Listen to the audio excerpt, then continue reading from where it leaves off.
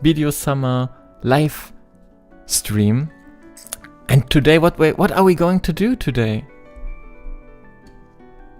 Well, what we're gonna do is talk about the spring season and what it brought to us, what it was like, and how much we enjoyed it or not.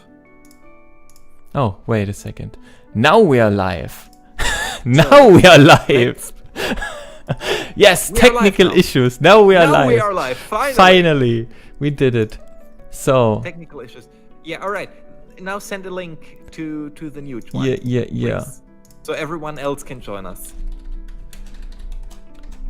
So now it should work. All right. I'm going to. Oh man, this is not how it's supposed to look. I hate this. So now we're back. Right. So maybe you want to talk a bit, and I'm going to do the rest of the stuff. So I'm very happy for everyone joining us today. It's also quite an exciting time for us because it's our first live stream, and as you noticed, technical issues are abundant for us. But we're getting there. We're getting there, and we're looking forward to have a couple of nice talks with you, like Hanashi Mashao, to be cringeworthy as hell.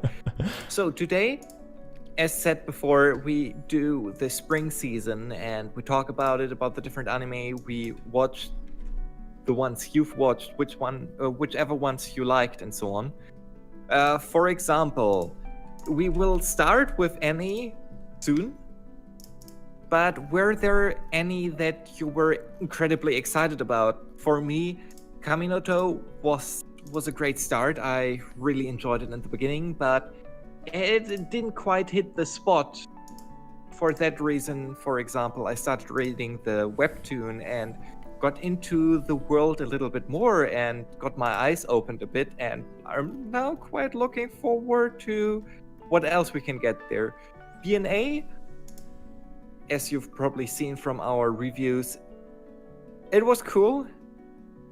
With a tiny butt, a cute little tanuki butt, and so on. Like, there were many anime and some surprises, some expected drop-offs. Just let us know what you were thinking about when you watched them. Right. Or maybe you had a totally different opinion to us. So just let us know in the chat. Yeah, I'm ready now. So like you said, chat. Everyone can join the chat. Like it's YouTube. Of course you can join the chat. But, and here comes the specialty. I mean, like, we have to say that probably a lot of times because everyone who's going to eventually join needs to hear this. That this is like a little call-in show. If you want to talk to us, you can join our Discord server. The link is in the description of the stream. You can come over and just tell us what you want, which show you want to talk about, and then we're going to, I don't know, like 5 to 10 minutes, and we're going to talk about it. That's the idea of it all. Well, I mean, like, we're talking to each other all the time about anime. It's getting boring now. We need more opinions. To have a friendly chat once about the whole things. I mean, we talk to each other, and maybe we got into a very similar mindset when we were talking to each other because, well, we work together and such. So maybe you had totally different opinions, and we're like, what are these dudes thinking? Like, are they crazy? It was totally brilliant. For example, Hachinante, maybe someone really, really loved it and thought it was the best shit ever. Maybe, or it was just like shit. I finished it, and there was this one moment, for example, where I thought, and then it was like, oh, okay, fair enough.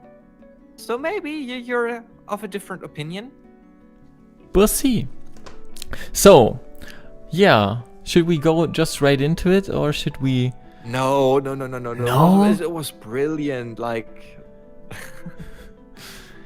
no, like, so okay. Yeah. Yeah. Let's get into it. Like, we got a soft opener. Let's start with Hachinante then. We start with that. I thought overall, just to give us some air. Let's just give an overall opinion. Do you think the season itself was good? Like, how would you rate the season? Okay, let's start with the season. Yeah, the season, to me, actually, it was quite nice. There was a lot of different kind of things, and there were a couple of surprises for me there.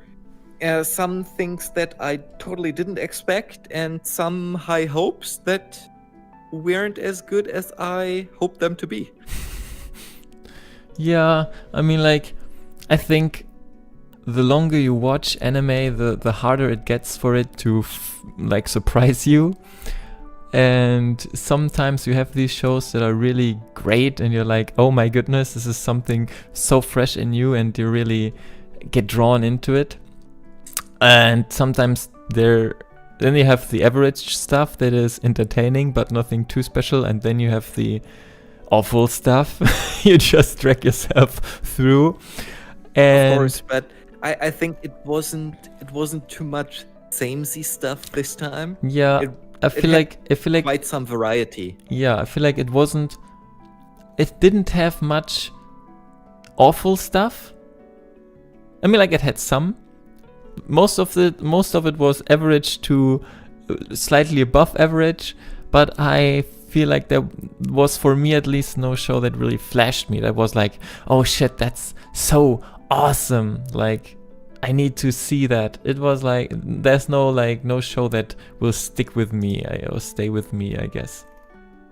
Okay. I think there were some shows that stuck with me. I thought they're kind of fresh and something nice to see. Maybe it's not the greatest thing I've ever seen. Like, there are some animes from my youth especially where I think, holy shit, that's bombastic, and where I try to compare every other anime I watch now to that one that I found incredibly awesome. So yeah, it wasn't anything like this, but to me that it was a positive surprise. For example, with Otome Game, it was something relatively fresh. It had a new take on a few tropes that are kind of set in nowadays, so that was lovely. And even Arte had moments where I thought, yeah, that is actually quite interesting, and I wouldn't mind seeing more of this type of anime. Right, but overall there was none where the story like really grabbed me by the nuts, you know what I'm talking about. So yeah. I think the biggest hype this season was Tower of God or Kaminoto, and a contender was definitely BNA, if we count that as a seasonal one. But yeah, more on that later. More details on anything later, I guess. Yeah, more details later, but just to grace it, I think those two were bigly hyped anime. Just the one from the studio it's coming from, the other just because it's a big change that is coming for maybe the anime world, the anime business, that they are adapting webtoons now, like how we had the last decade full of light novels appearing and happening as anime adaptation. Now we're starting maybe to see webtoons. Okay, I see you want to go into Kaminoto first. Are we going to start with the real... Well, I'm currently reading it, and okay. Maybe. I totally got into it while reading it, so yeah, let's just go right into Kaminoto for reasons. All right, I guess that's for reasons. For reasons. So basically, Kaminoto. That's a nice poster. Yeah, I feel like it's a bit pixelated, but anyways. Yeah, Kaminoto. I mean, like, we talked about it on every other format we have on this channel. Like, we had even an own format for Kaminoto, so I feel like we talked about it like a lot, but probably no one of the people joining in right now heard us. And if you want to talk to us, join our Discord and join our discussion. But anyways, the links are in the chat and in the description below. Right. So Kaminoto, I feel like let's not go into the webtoon chances of this being like a thing in the future. Let's just talk about the show itself for a second. Like we talked already, but so basically my thoughts about the show is that it tried, but yeah, I mean, like they obviously rushed through a lot of source material to get to exciting bits of the story, so that they can tell a bit more action-packed story within the 12 episodes that they had planned. And while doing that, they skipped a lot of essential stuff, which made the whole experience feel shallow. That's my that's my very short. Yeah, that's a good summary. That was, for example, one of my higher hopes for this season when I saw bits of the trailer and saw that it is a webtoon, a Crunchyroll co-production. It got me quite excited, and I thought, well, that's a nice change. That's interesting. And I mean, I was weirded out by the first episode. I didn't know if I liked it or not. The style was weird, the music was weird. It was very different and somehow awkward, but I got used to it, and I quite enjoyed the style by the end of it. Like, the visuals were great. The animations could have been better, but benefit of the doubt, it was fair enough. And I mean, it's an anime that should be great because of the idea behind it and the story, and not just the animation. And because they rushed the story a little bit, I think the overall tone went down a little more than it should have or could have. That's the thing, I feel like, with the story overall, that it kind of felt that we're going to get some deep, mystical world building and some interesting story about how this world functions, but we barely scratch the surface on that, and then we skip, I don't know, like a bazillion times ahead, and we're like getting more information about the world, or they assume we know stuff about the world and they just casually talk about stuff or announce stuff, and you're like, what's happening? Should I understand that right now? Shouldn't I understand it? I'm not sure. So yeah, I think that's a thing. Yeah, that is very true. I think they should have gone with the lore a little more. Like, there wasn't enough for it, and it's a very complicated world. They should have spent more time developing it. Right. That's what I hoped this would be. But they kind of went into a shonen direction. For me, I feel like at least they did that, focused more on the shonen aspect, probably for popularity reasons. And yeah, I feel like what can I say? I mean, like, this is a first for Crunchyroll, so they tried to play it safe, I guess. And they were like, no, we can't like make the first show we ever produce. We can't make that a 24 episode show and take it slow and put everything into world building and slowly build it up. So they were like, yeah, let's take a popular thing and then rush through the story to the most exciting parts. It will work out. It will work out. And I feel like that's I think I don't even know if a set amount of episode would have been the right way to go. It should have been more like how many of the streaming services nowadays do it when they produce something, that there's no set minutes for how long an episode must be, or for how many episodes one season must have. So are you trying to revolutionize how anime works? Are you crazy? Maybe. I mean, we are in the era of streaming. Yeah. So why not adapt a little? I guess in the end they wanted, I mean, like, they did air it on Japanese TV after all, even though it wasn't like the main goal to do that, but they of course did that because they had this finished product in their hands. So they had to follow the classic rules of anime, I guess, to make it work. Okay. But Game of Thrones was also shown on TV at some point, and it didn't follow any episode length order. Yeah. And you can work around it. I mean, just scrap the commercials. Everyone hates commercials anyway, so take them out and you have a good episode. Yeah, I mean, like, sure, there would have been an option, but yeah. So, but like you said, is this really going to? I mean, like, yeah. Before we're going off topic to more like, I don't feel like even if this, okay, any more on Kaminoto before we're losing ourselves. Well, any more coming on? Yeah, we get too much worked up about this. Just let us know your opinions and tell us what you think. If you want to join our call, you find the link in the description below to come to our Discord server and talk to us and be live here on the show with us. Otherwise, you can also just write in the comments at the side and chat with us, and we answer your questions. Right.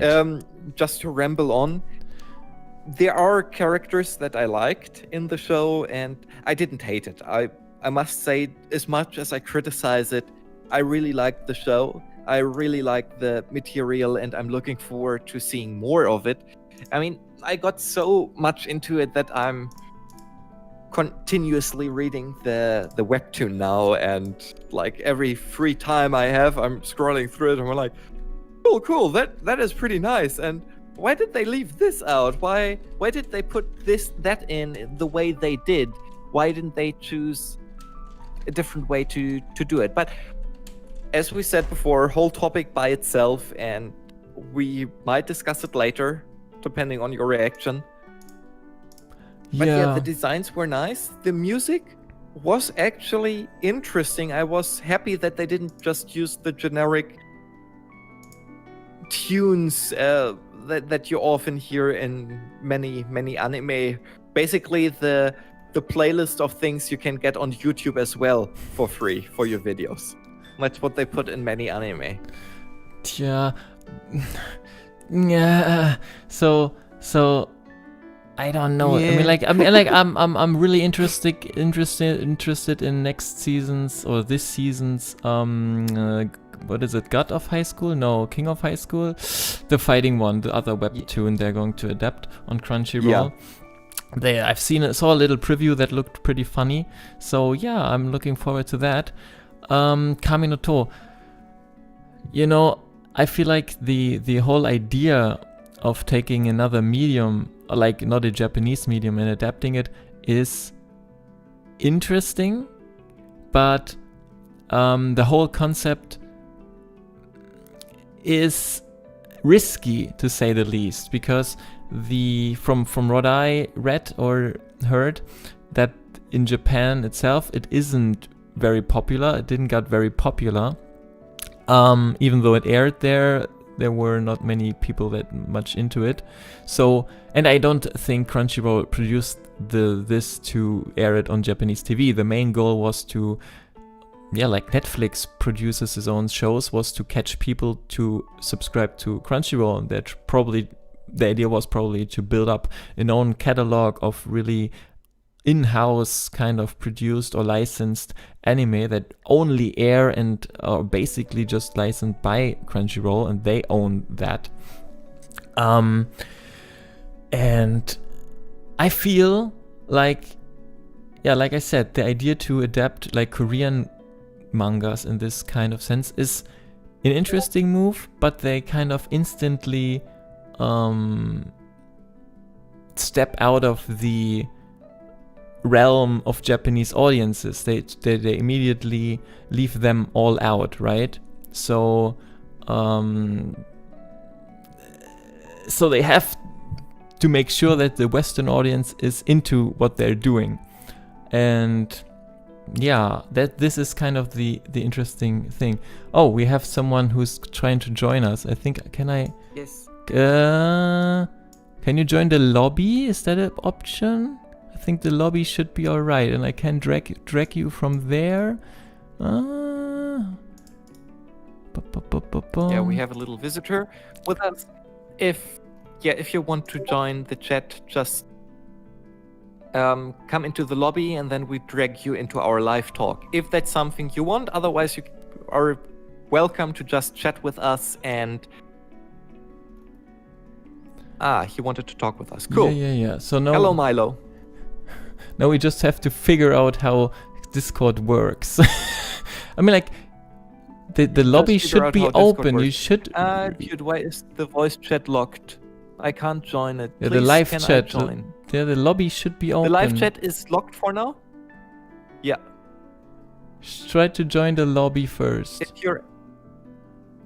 you join the lobby first, I'll write it down in the chat also. Wow, technical stuff. Technical issues in a first live. This is unthinkable.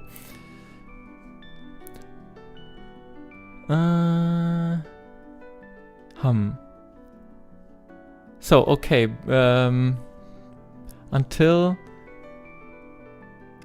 I mean, like, they should hear us, right? They should be able to join the lobby.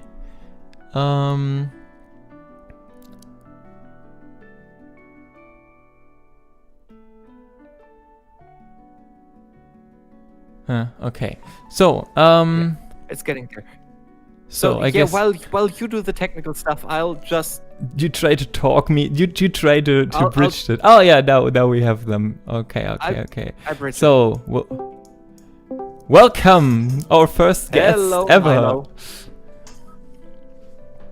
Yeah, hey, this is my friend. Well, his name's Bendy. That's why I call him. So yeah. All right. Then shall we call you Bendy as well? Like me? No. Just call me by Your my friend, name, I mean. guess. Oh. All right. Yeah, he doesn't have a mic, so he'll just have to talk in the chat. Fair enough. We'll answer any questions you might have or any suggestions. Okay, so what is this like stream about, basically? It's basically about talking about the spring season of the anime shows that we're running. And we're going through the ones that we enjoyed a lot and didn't think were total trash or that didn't get Corona cancelled. Basically, we're talking about everything and giving our opinion because we think our opinion is so superb to everyone else's opinion. Just kidding. Oh, yeah.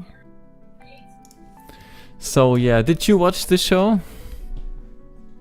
Kaminoto? No, but I was just looking around random streams and yours popped up. Always good. Okay, fair enough. All right.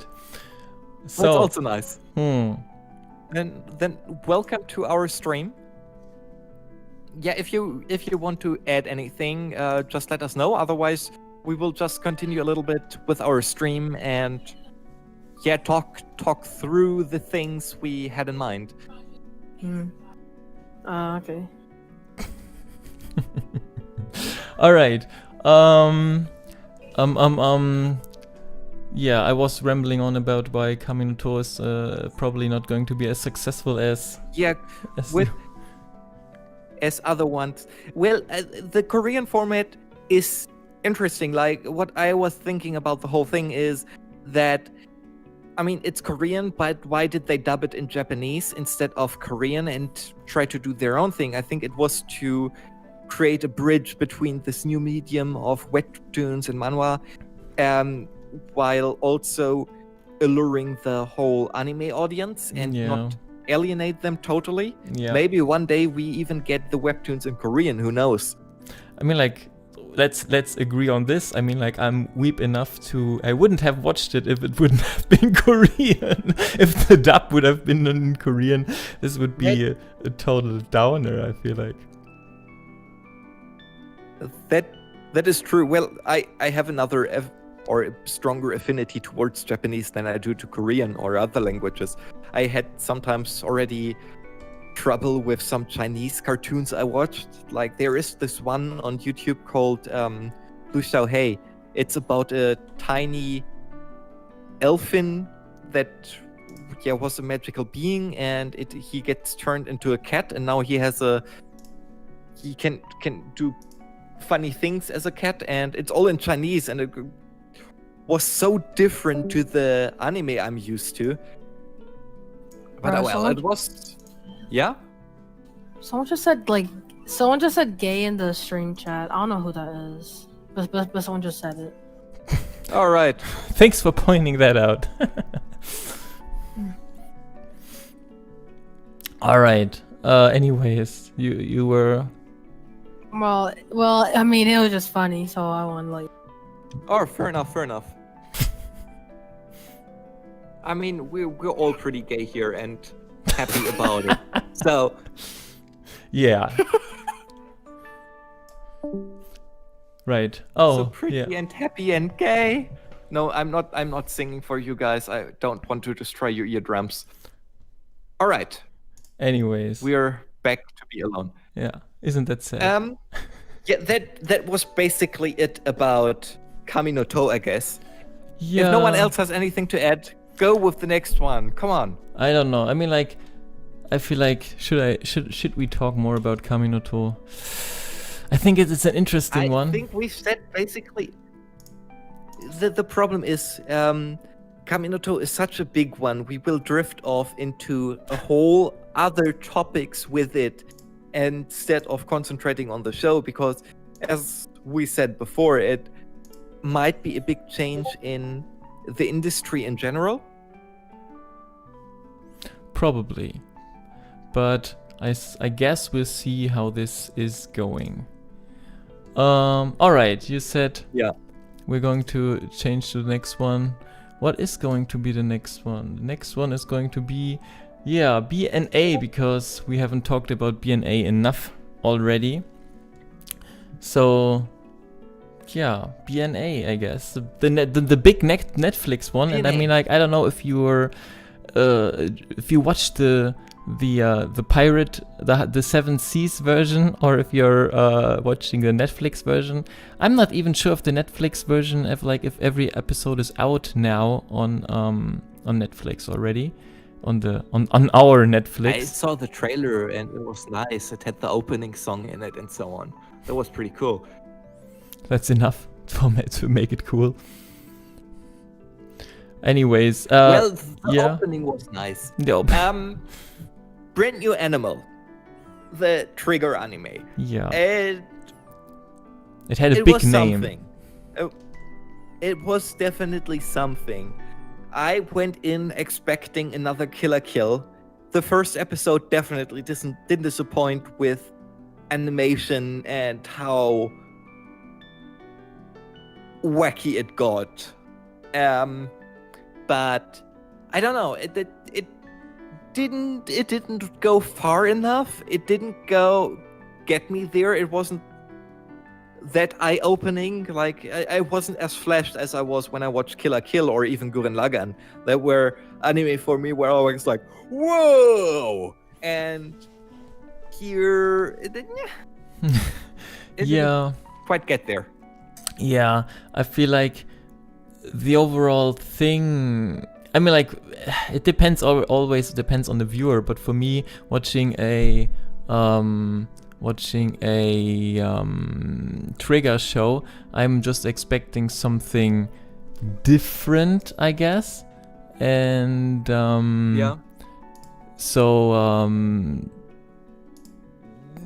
going into it, I just hoped for a different show, and then I got something that I got what it was, I guess, basically. So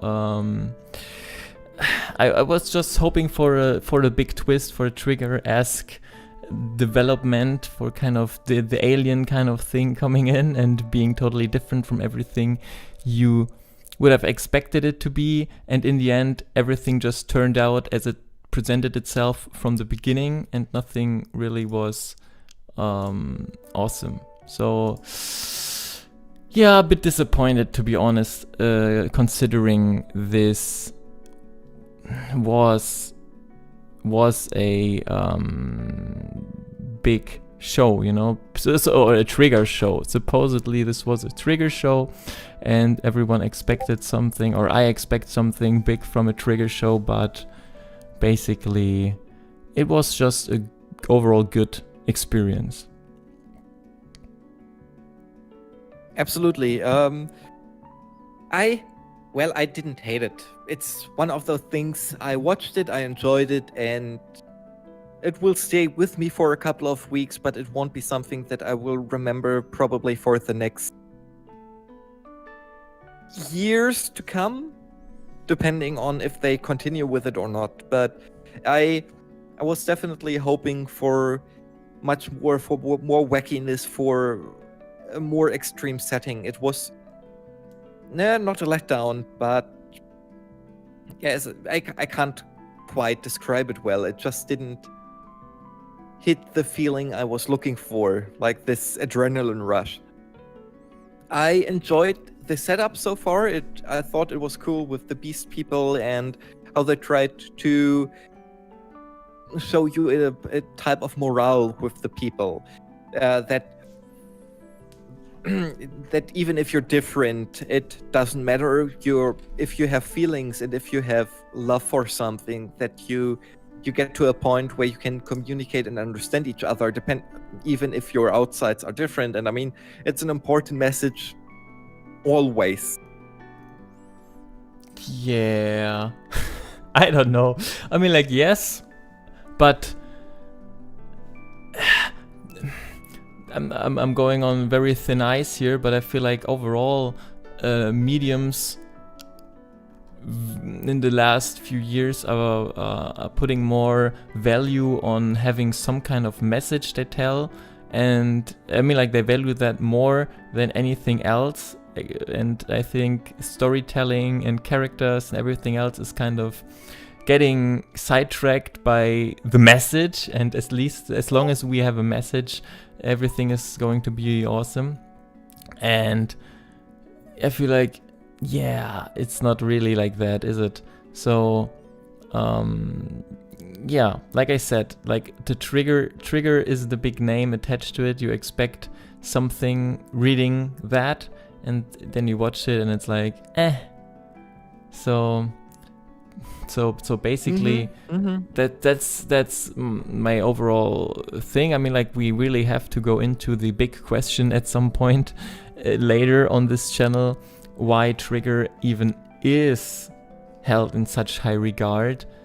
You always, I mean, like, when I did the trigger the BNA video, one of the last things I did talking about it, oh no, it was the cyberpunk one, the cyberpunk video, and Trigger's doing that as well. And you're like, oh, now I'm going to sell Trigger as a studio, and I'm going to tell everyone what kind of awesome shows they're producing. And then I go through my anime list of Trigger, and you're like, it's Kill la Kill, and yeah. So there is not really another entry on that list that really sticks out like Kill la Kill does. It's all like they have a certain fan base, people like them, and yeah, you know, sometimes it's just not. I feel like yeah, just I think the problem is they have really great animation, and they probably come from the background of Gainax, or some of them from the background of Gainax, that there is a lot of hype and gravitas that went with them. We will see what they hold in the future. I mean, I'm excited for the cyberpunk anime they're going to produce, which is a pretty cool thing. And I mean, their animation are really up to snuff, and if they do it well and it's kept completely in an animated style and not with CGI, it will be really cool, I think. Probably, and I don't feel like they're going to go for CG in this one. But okay, BNA. So yeah, basically, let's just sum it up. It was 12 episodes, no big twist. Everything that got presented in the first episode pretty much turned out to be as it is. there was a twist, but the twist didn't change the game. The twist didn't like change the show overall. It was just there, and it was like, oh yeah, and you nodded at that twist, and it was like, yeah, of course we need some kind of thing in the end for storytelling purposes, but it wasn't like a big unexpected, oh my goodness kind of plot twist. It was just like, so yeah, like I said, watching a trigger show, I just expected something big and hype and awesome and crazy and really great, and it was just What I give it though is great use of music and soundtrack, and it gave me goosebumps at times. It wasn't utter and complete garbage. It had its moments. If anyone wants to add anything to it, well, please chat with us, let us know. Otherwise, we might move on from BNA. Right. We can always go back to it if someone wants to comes in later and wants to talk about it. So I guess we I guess we just go back to the next one. Do I have a pick, or just want me to pick the next one on my list? You pick the next one. Tada, Gleipnir. So. Oh. How did you like that? Gleipnir. It was yucky at times. Like with all the vor stuff going on and the sliminess of his insides. I didn't like the rapiness that occurred, but the animations were superb. It was really cool. Like some of the episodes I was like, wow, even for silly things like hair movement or how they interact with each other. There was this one part where they're climbing up together, Claire and Shuichi? What's his name? Shuichi? Whatever. The guy. Right. The MC and the girl, they were climbing up something, and there were some really... Yes, Shinichi? Something like that. The MC. The MC and Claire, they were climbing up. And it was really cool how they interacted, the movements, how they were holding each other. It looked really, really great. It was like, wow, even for moments like that, they did a very good job.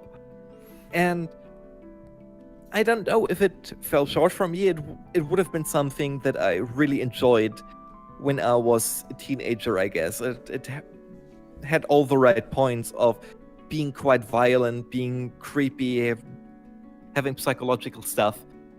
But yeah, as our commenter Commurin just said, it could have gone way deeper and played more with the characters.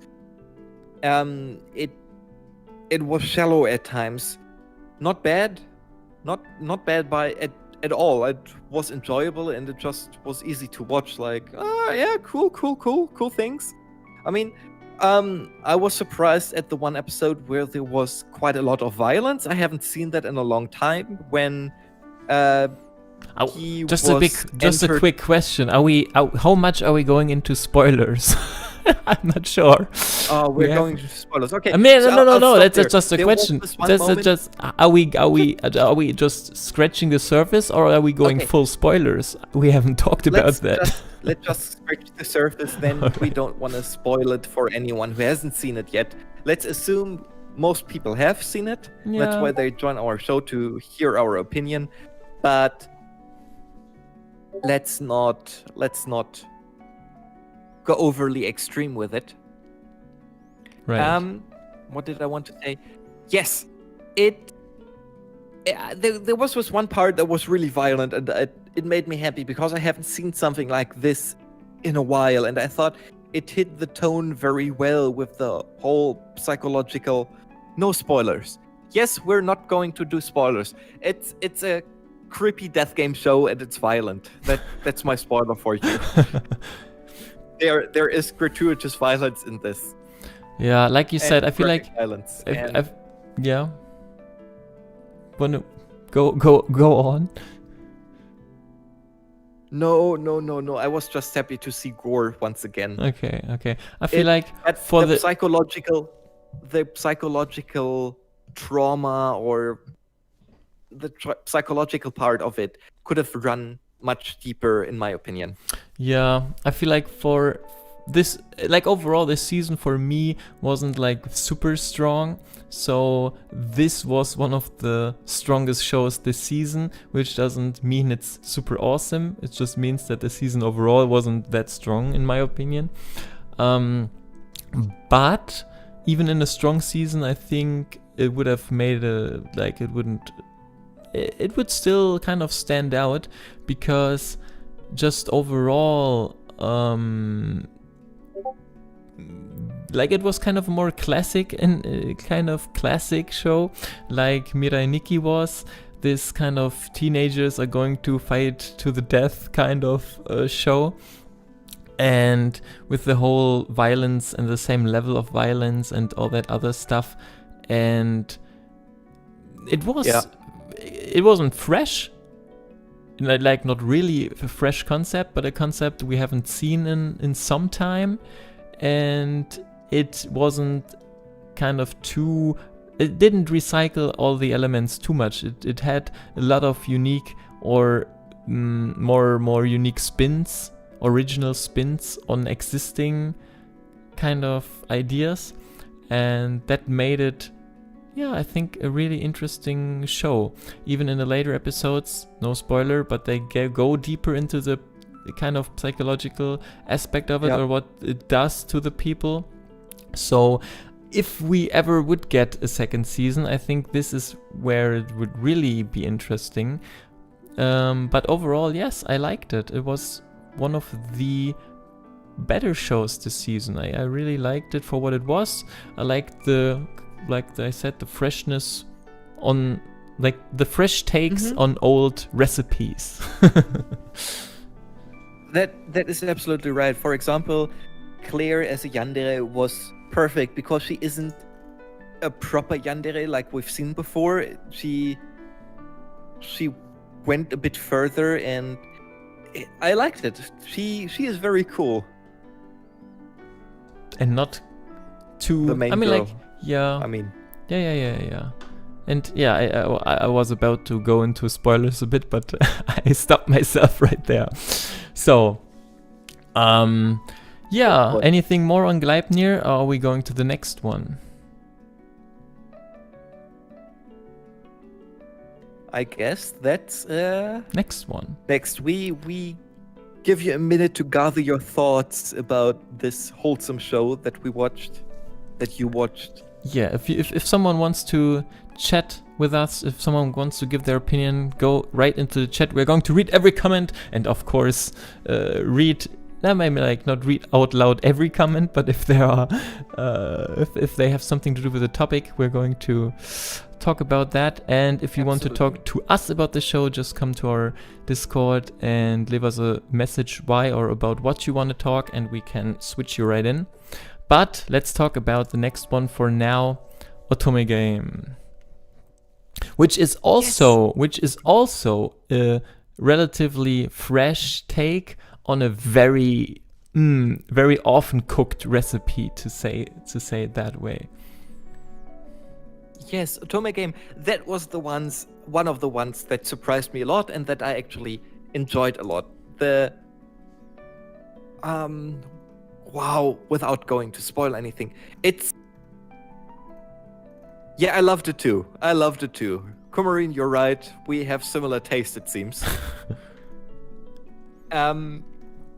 It was really cool. It was wholesome. The harem that developed was great. It was natural. It had symbiosis. It worked together. Just keep. Let's agree on the one that is not talking reads the comments. Yes, you're right. I got distracted. I was so excited that people talk to us, you know? Yeah, but it was a cool show. I liked it a lot. The characters were great. They were not boring at all. They all had their own little thing. I mean, there were, of course, the typical tropes, and I mean, since it is based on an otome game, of course, you had the typical cliches of characters there, and you had the caricatures of the characters there, but all with a little twist and with some extra spice or sugar. And it made it really, really cool. Right. And yeah. The animation where... Oh, all right, sorry. No. The animation were somewhat lackluster, but because the story carried everything, the characters carried everything, it wasn't a major issue for me. I mean, some things could have looked a little better. For example, when she's climbing up something, it's like she looks like a bug on the tree, which was really cute. It was in a chibi style. Not a big spoiler. There is people climbing up a tree. Oh my goodness. Are you crazy? Giving out these... I'm crazy. Giving out these big informations. Yeah. Things like that were cute, and they did it in well to hide the fact that they're not animating them. But at points I wished it could have spiced up here a little bit more. But otherwise, it was a really great show. I laughed. I cried. Like, I really cried at some episodes because it made me feel things. Right. And I feel like the whole concept, I mean, like, is that a spoiler? But alright, I'm not going to say it. But the whole how she got isekai was a very smart twist. Twist is maybe even over exaggerated, but an interesting way to get isekai, except for everything else we saw so far. And yeah, I mean, like, the show itself, like you said, the animation weren't like super big or super awesome, but this show didn't need that. I feel like it such a show does not need big animations. This show sells itself by the story and by the characters and by the humor, I guess. And I feel like they did everything on that list pretty solid. And the only thing I could give it some minus points is that I feel, which happens often in anime, and I guess that's just how the source material works as well, that they start off very, very strong, and then it kind of, it kind of gets into a fading kind of position. Yes, it went kind of lofty there. Yeah, one of our commenters just asked us about our opinions for Chinese media that looks, or the appeal of animated media to be Japanese or advertised as Japanese, even though it's Korean or even Chinese. I mean, I think, like we said in the I noticed that a lot. I mean, like, have we so much delay that we're talking over each other all the time? You go first. Okay, I go first. I think because Japanese media and the Japanese visuals are such an established thing for what we recognize as Asian cartoons, and many fans have, of course, developed and starting to do their own thing. I mean, you can see it with lots of the webtoons. They start to get their own style more and more, of course, but they probably originated from really liking the Japanese media and liking anime, manga, that I think there was first being inspired by it because it was the big broad media that went out to the world and that was distributed en masse, and now we're seeing the adaptations and the evolution from it. Also, I think because the West recognizes it so easily as something, oh, that's what we like. I noticed that with lots of Chinese games, for example, that they are all in the style of Japanese media. They follow the tropes, they follow the structure, and they even get popular Japanese voice actors. For example, MiHoYo is doing that for Honkai Impact 3rd, where they have really, really great anime-like visuals and anime-like characters, and it follows the whole trope of the friendship, the going to school, having extraordinary powers, cute girls, etc., etc., etc. And they even have similar tropes and character cliches with them, like the dunce that is very clumsy but super strong, super overly confident, but she is kind of stupid. She can't cook at all. If she tries to cook, well, everyone in the room better leave, otherwise they might get poisoned. And I think it's because we're used to these tropes that it is easier for them to get recognized and to broaden them, and for the media to create it in for us. Like, as I said with Kami no To before, it's probably easier for many viewers to start viewing Kami no To that it is in Japanese than if it would be in Korean, because now we're not getting alienated by something completely new, but something we are kind of familiar with. I think we might get into the area where things will be adapted even in Korean, and we will see it as something new. I think this for really now, depends. It's easier. Yeah. I mean, we have to make a little distinguish them a bit, because Kami no To was produced by, or the anime itself was produced by a Japanese studio, while Chinese anime are getting produced by Chinese studios. And I feel it's kind of difficult, I think, because how much of that is creative choice and how much is that trying to make money, because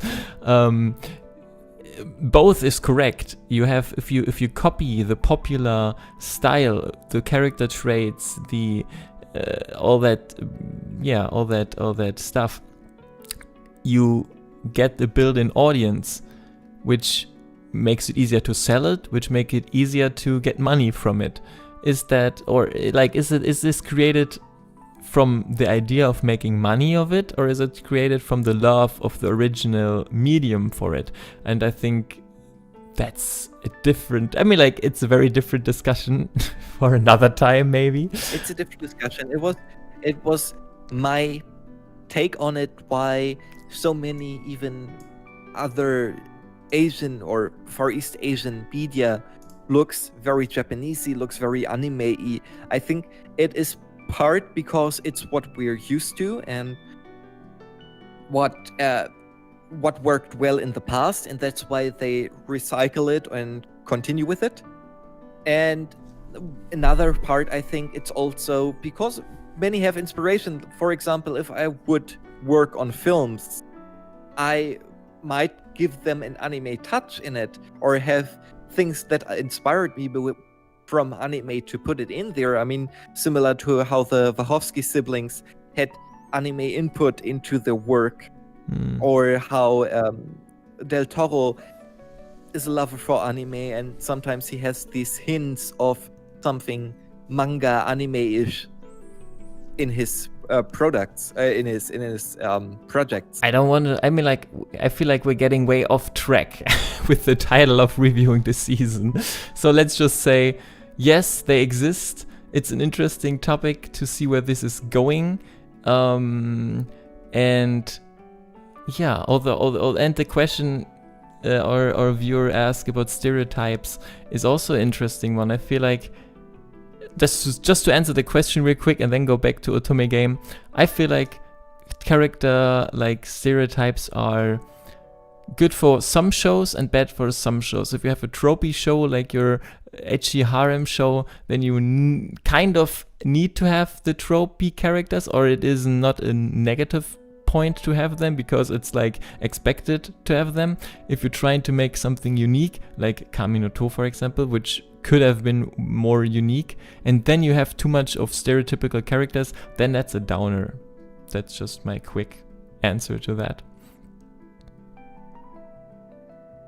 Yeah, I think over the years we're also more used to the character tropes and to the stereotypes that we even have some of the archetypes and stereotypes being partially integrated into Western cartoons at times. And I don't know if that's true, but maybe even vice versa. That, Western tropes get introduced into Japanese anime. But how tropey were the characters in Otome Game? I feel like... How tropey?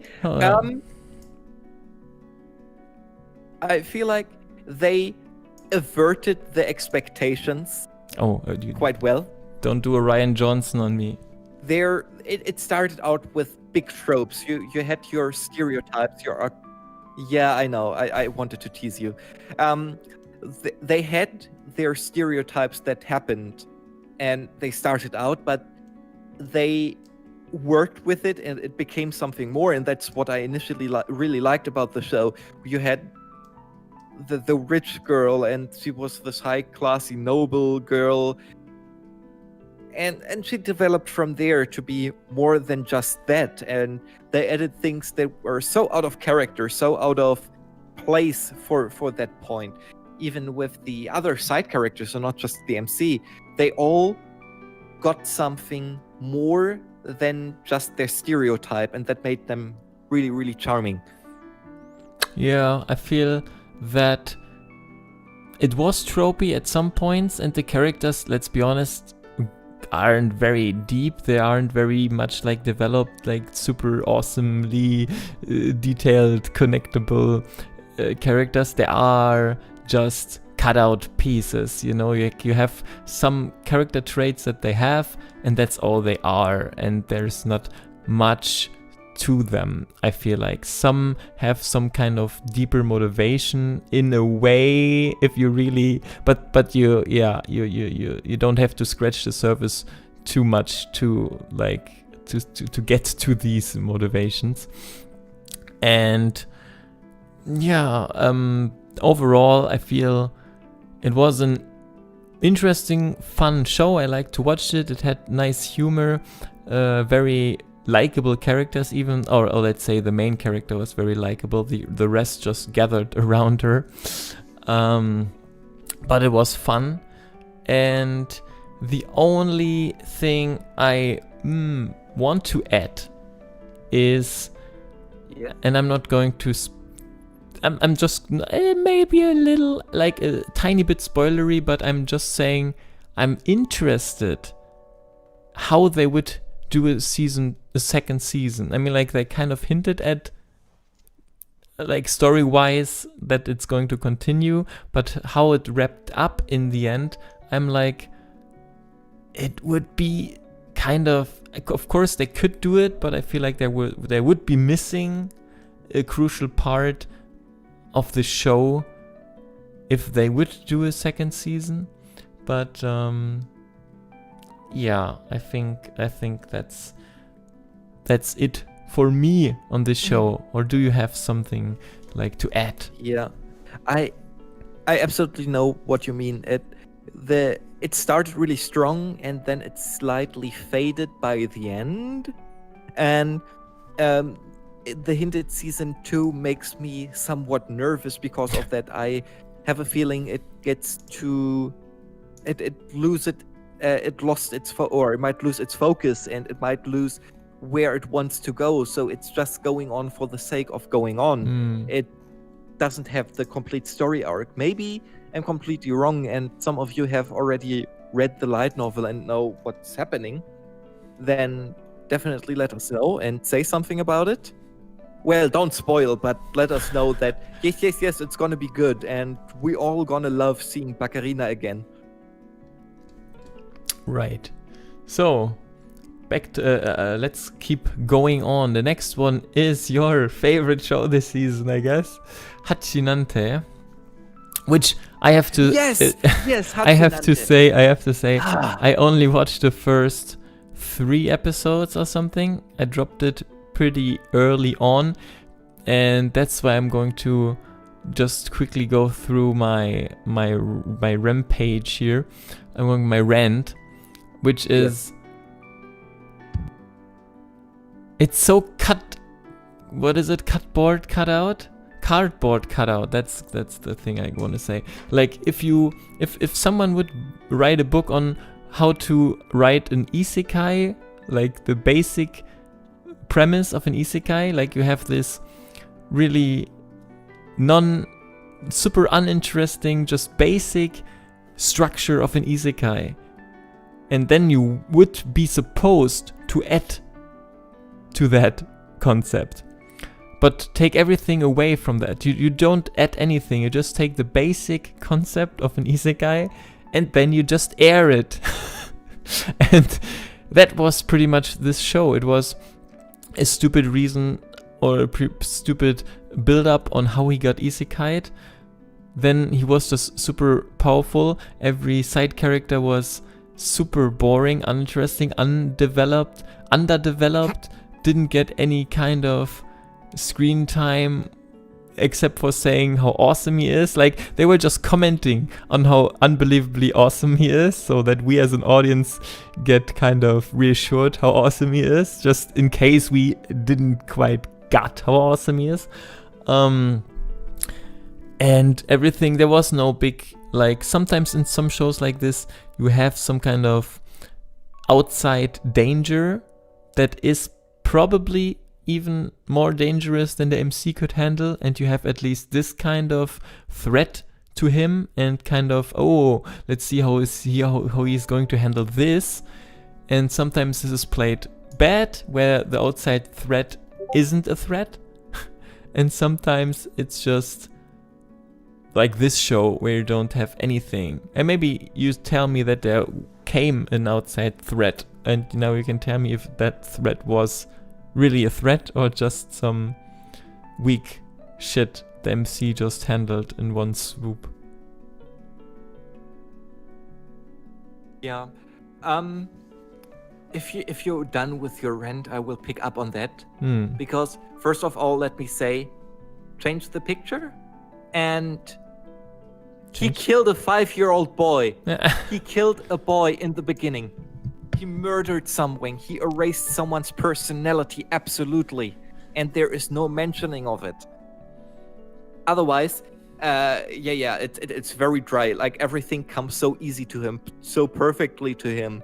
And I thought it might get her as it progresses, but it doesn't. And this show was the epitome of,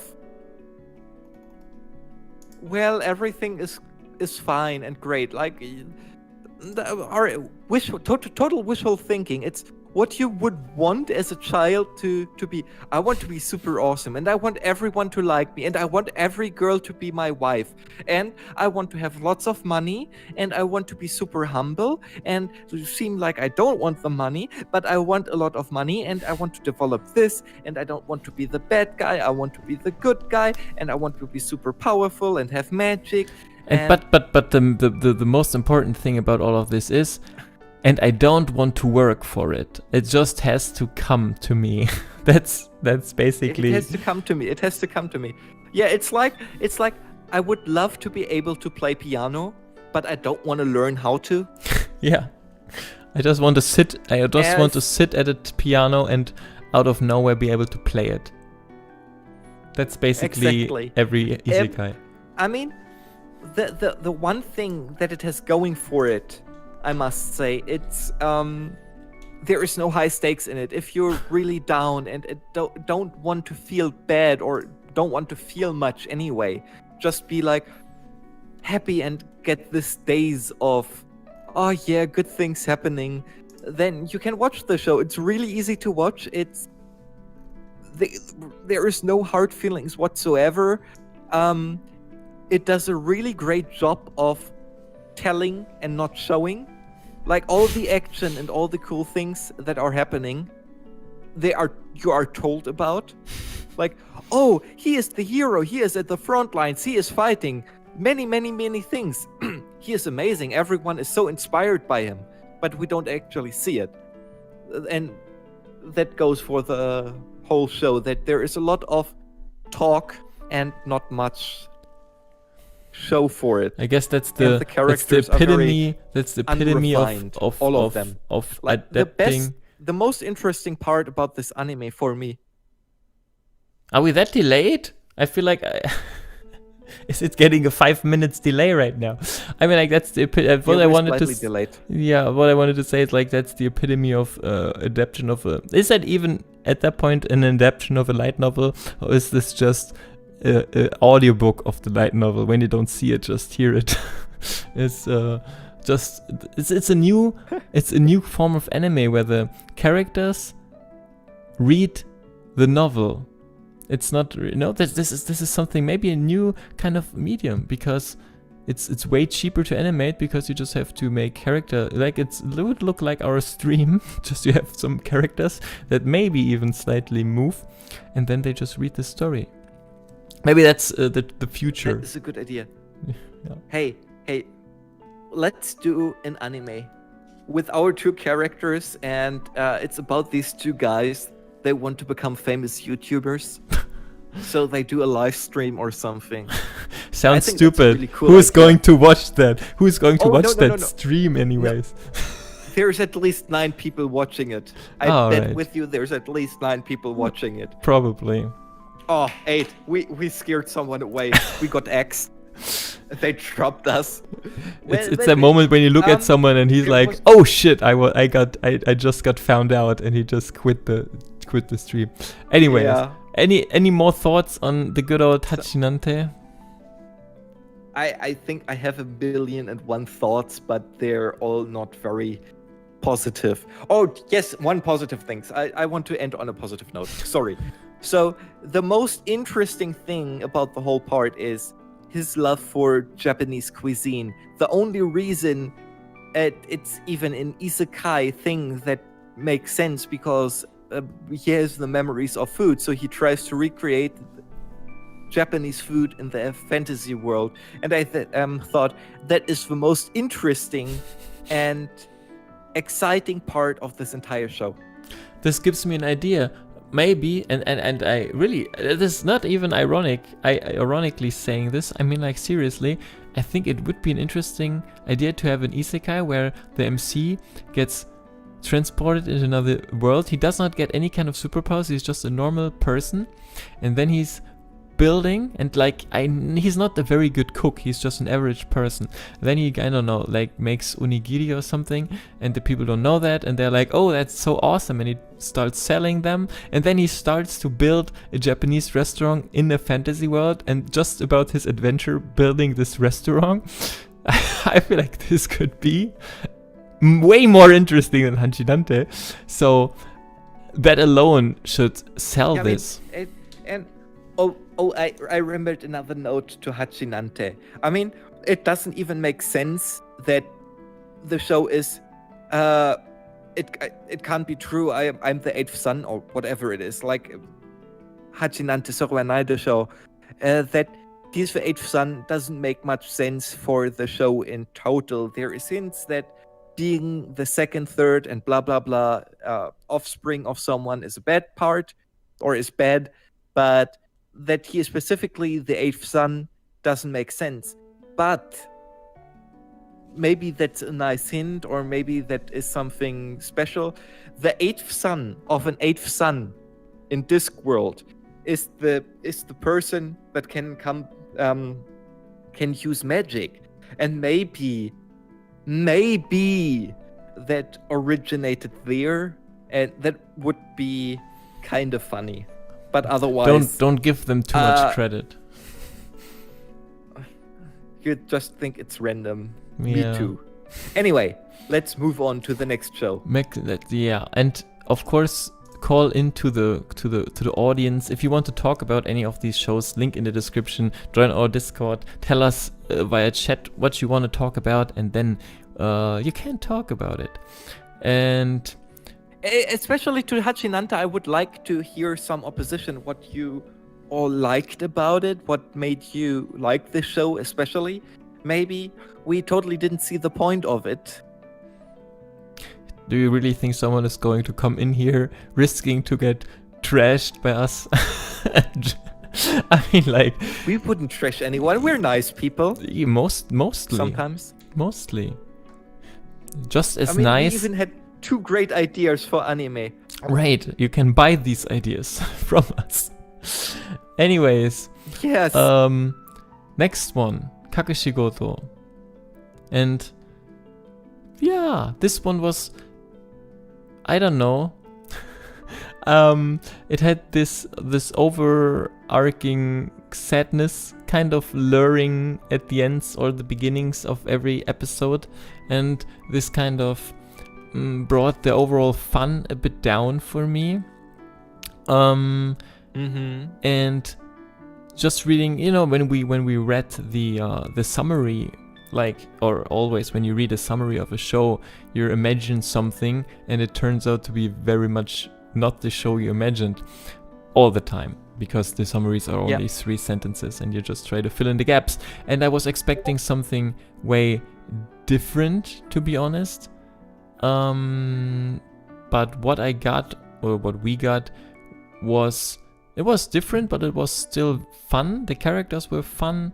The story was fun. I feel like having the show itself had like different plot points, different storylines, like the story of the father kind of hiding the fact that he's a mangaka, and the daughter's overall life and with friends and all that stuff.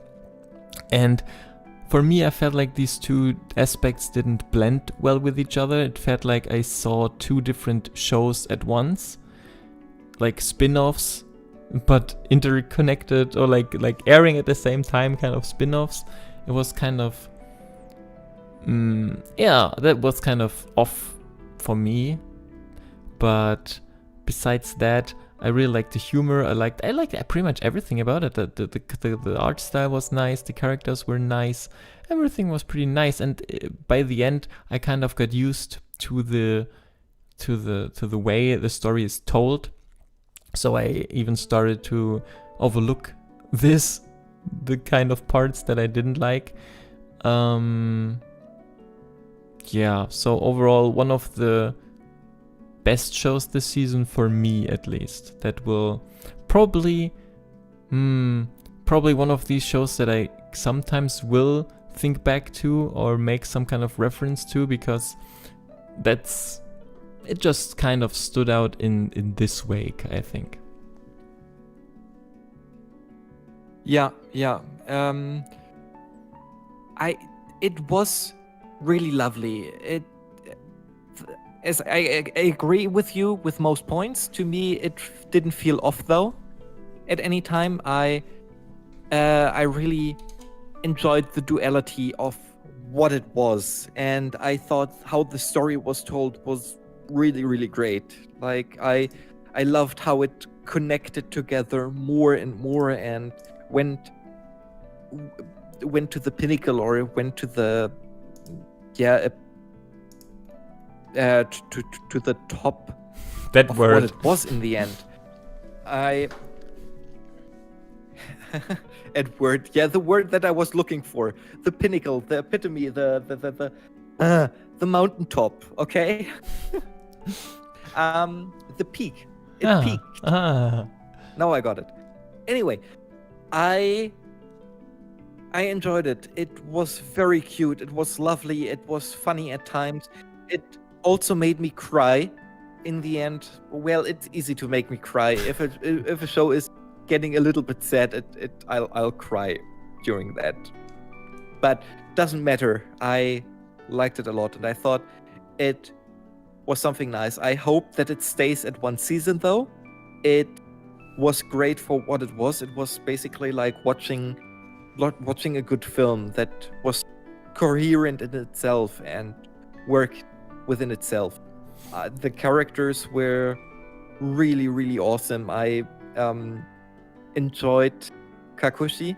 He was a nice, well, not a nice guy, but he was very special in the way he loved his daughter, and in the way he showed that his daughter is important, and that it also went away from the stereotypes some Japanese might have, or some Westerners had in the like many years ago about a single father being able to take care of the daughter, how the daughter tries to be mindful of him, like, oh no, I don't want the dog, because in the end the mom is the one who has to take care of the dog, that he was like, no, that's not true. We can take care of it, we can make it work. It doesn't matter if we're two people, it will work out in the end. And that it showed that despite it being not a proper functional family in the classic sense, that it's still, he was still able to make her happy and give her many happy memories. I think that's the interesting aspect of it, or the unique aspect of it, that you have this really wacky comedy, but at the same time you have these heartwarming or like kind of sad or realistic kind of touching moments in the story that are not very rare. They're quite often you have these moments in the show, but also this over the top kind of funny stuff, which makes it unique, but I don't know how to feel about that, to be honest. I like both aspects, but the way they work together in the show kind of makes it hard for me to really pinpoint it to what it was or what it wants to be or how I should perceive it. And that's kind of my problem. I mean, like, this is not like I hate it because of that. I really like the show. It's just like, this is kind of irritating and I can't quite call it anything other than it is irritating. It's definitely one of those shows that makes you feel things, and having feelings is never easy. What I could compare it with, just from a emotional standpoint, is maybe Inside Out from Pixar, where it doesn't end in a happy ending, but more on a sad ending, and that the morale of the story was, it's okay to be sad, and it's good to allow yourself to be sad or to feel things. And here it was too. There's many parts that are very funny, that are very over the top, wacky, and when especially when he tries to hide the fact that he is a raunchy mangaka from his daughter, or how he interacts with his colleagues. The one editor guy who's an absolute idiot, I hated him, but he was hilarious. And how there were these heartwarming moments, and especially those very emotional moments about his wife and the family dynamics and the secrets he kept from his daughter, and his daughter feeling bad about it in a way that he had to hide so many things that wouldn't have bothered her, because he's still a great father. She didn't mind it at all in the end. She was more sad about the fact that he hid it, and that she saw him in a light that she's never seen him before, and that she wasn't able to be there for him when he got laid off. Fuck. Yeah, okay, I got drawn in. Light spoiler. It's spoiler. I'm sorry. I spoiled you the entire show. Light spoiler. Light spoiler, I guess. But to end on a light spoilery note here, and this is a light spoiler. I think a second season could work, because they they hinted on her hobby, to say it like that. So I feel like if the next season would kind of revolve around her hiding her hobby, I feel like it would be very interesting. Like, it would be a second season, but a very different twist, a very different turn. Like, we have more like a spin-off. You have the same characters and you like a similar story, but a totally different approach to it, or different circumstances on how to develop that story. And I feel like this would be very interesting. I would really much like to see that. But I feel like the source material, the manga, has ended. I think. I'm not sure. Don't pinpoint me on that. I feel like it did. And it kind of ended with the same ending. So I guess that's it. But I'm just saying, like, I think there is potential to go on with these characters, at least. really good. We created 2 shows and 1 spin-off. Yeah, right. Come on, Netflix, Crunchyroll, sooner, etc. Hire us. Sooner or later, Hire the us. anime industry will watch our stream just to get some inspirations. Absolutely. So, next show, I want to talk about it just a quick second because I know you haven't watched it. Yesterday o Tate. Maybe I'm Yes. going to make a little video just specifically around that one because I feel it deserves it in a way. So basically, just what I want to say is very spoiler free. let me gather my thoughts. The beginning was very awesome. The first 1 or 2 episodes were really great, and I felt like I'm getting into a very mature, very great, very unique romance story. Then we had 10 episodes or 9 episodes of the characters walking each other home with no development whatsoever. And then we had a conclusion. I was happy at least that we got a conclusion. And I'm spoiling. It is not a spoiler. You get it is a conclusion. You get a concrete conclusion to what characters ending up with what character, which is kind of reassuring. And this is the only reason I feel like this show didn't end up in the gutter, because you have the beginning that was good and a real ending, and a lot of wasted time in between. A lot of really, the characters don't develop at all, at least not the main character. I mean, like, basically none of these characters develop. They just stand still at one point. I mean, like, literally not standing still because they walk each other home, but really they're, like, as characters, they just stuck. And at the end they make a decision, and then they end. And that's probably everything there is to it. The animation style is nice. The characters, like the Raven girl, I don't know her name right now. She's an interesting, I like the most relatable or likable character. And the younger dude, I think the young guy and the young girl, those are interesting, at least a bit, or at least a bit relatable, because they are at least a bit emotional. And the other ones are just there to have 4 characters for this interconnected love. What is it? Love square? I don't know. Yeah. That's it. Do you have a question I can answer? Does anyone have it? No, I think for me that was one part why I was holding off on that show, because I wasn't in for that much of a proper love story, I guess. I mean, if it happens on the side or if it's part of it, okay, but to get into it because that's the one of the main parts, I don't know. Maybe I still have to watch it, and if you say now, hey, go do it, it won't hurt you, I might, but I don't know, it didn't appeal to me.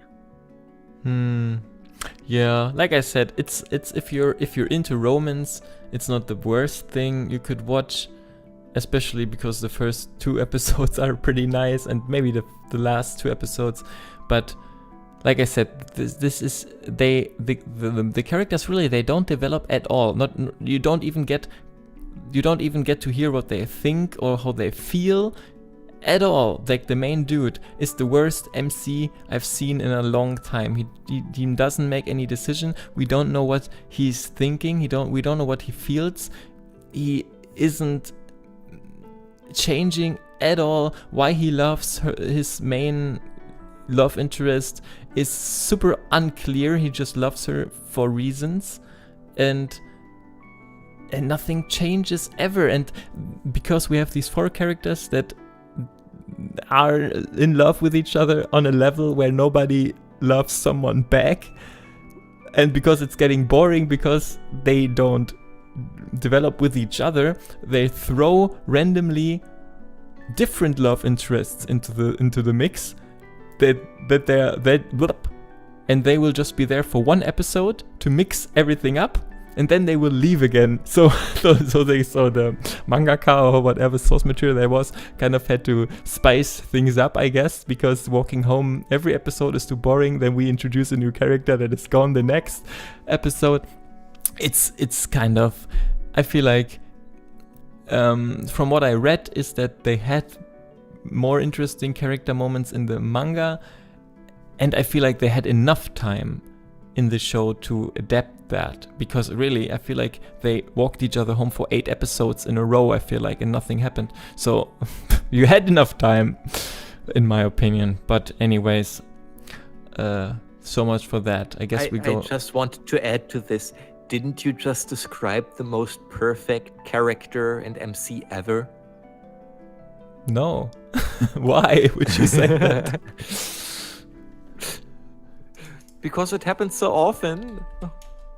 Anyway, so let's go with the next one.